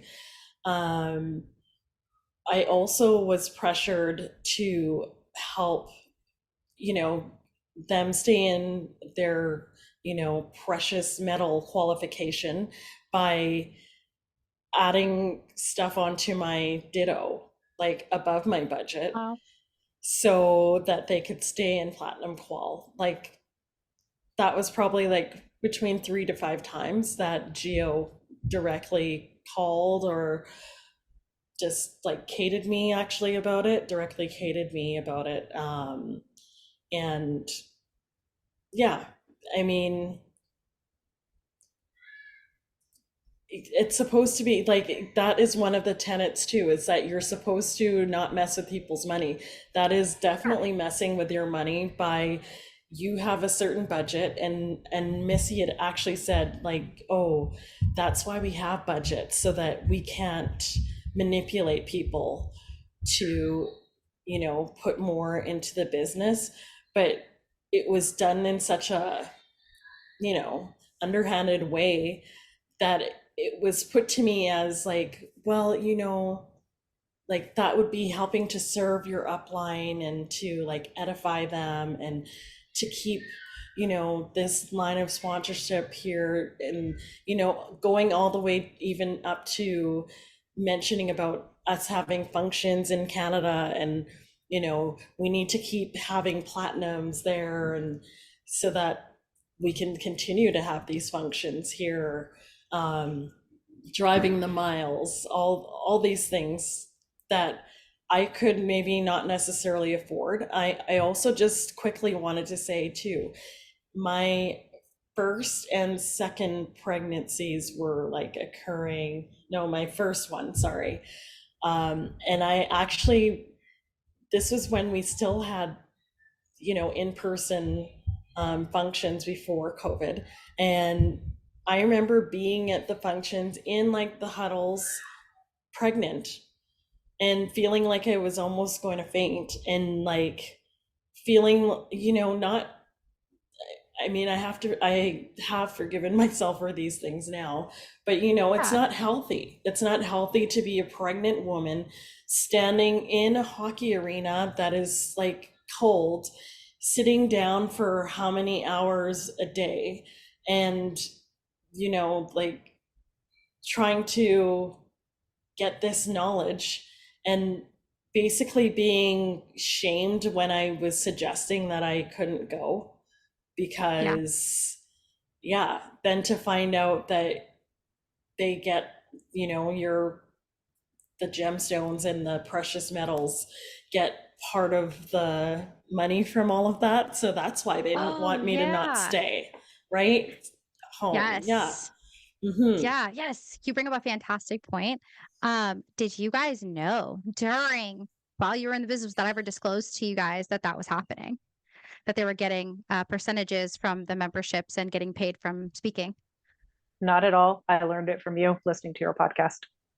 Yeah. I don't know where, but I do remember someone on stage did mention some. I wish I could just immediately remember, but someone on stage was like, and then Worldwide even gives you this bonus, and all this money from Worldwide comes in, not even including Amway. So I think that's when I kind of clued in that they made money. But again, I made excuses. I was like, well, that's fine. Like, they're all owners of this company. This company has profits. So, but I didn't know that like platinums and different people in between, like till Diamond got paid. And that's the thing that really does feel betraying to me with Giovanni and Missy, is that they knew that they were getting this kickback, and they never helped us. They honestly financially took advantage of us, even past the business with other businesses that they had. Right. Yeah. Wow. How about you, Megan? Did Yeah. you know? No, I had no idea. I mean, I also found out from you, so. I'm sorry to be the bearer of the bad news. I'm sorry. But it is true, where I've heard actually, Taz, when you said that, I heard that the club owner kind of said it on stage accidentally during like an FED or something. Is that possible that he kind of mentioned it in like a nonchalant kind of way? You're muted. I'm sorry, you're muted. I think it was that it was him, or it was our upline diamond, Rianne. One of them mentioned it really big on like on a stage, like, and then he's even gonna get more checks from Worldwide. They're gonna be worth hundreds of thousands of dollars. And I was like, huh? Like, what? How does the math here? Like, why? So yeah, I think some of them did have slip ups of like, all this money just shows up when you're diamond. And yeah, so those things did happen. I think Wow. we were also told that they like have shares in Worldwide once they become diamonds. I do remember them saying that. So to me, I thought when we're paying for the membership, the books and functions and stuff, I thought that, it's going towards paying for the facility. Like I thought, Yeah, yeah. because I mean, I've never had to rent a facility, so I thought, oh, it's going to be really expensive to rent a facility, especially if you have that many people coming, which usually it was like 1,000 people coming to these, like the, not like, yeah, the local functions, but like the ones that all people who were in Worldwide in our city could go to. let alone the ones that were local just for your specific upline. Like, I thought that, okay, this is what they're using to put on like Dream Night, to put on like FED, and Yes. like they're banking this stuff to afford to get John Maxwell there, to get Paul Sika for the, you know, the Restoration Ranch to send people like Oh, because I thought it was yeah. like a scholarship type thing to go to the ranch, like, and I thought that it was only for, you know, yeah, like platinums and stuff. So, you know, we're just doing our part to help people save their marriages. Wow. Yeah.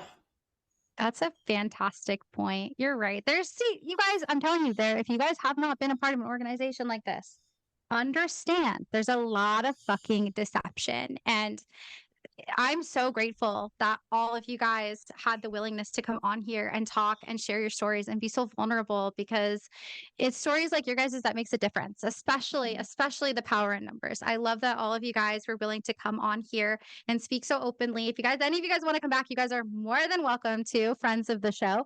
But with that being said, we've been here for a long time. So anyways, if you guys want to be like these lovely ladies, please email me at dani@xsnt.podcast. No, yeah, xsntpodcast.com. Sorry, dani@xsntpodcast.com.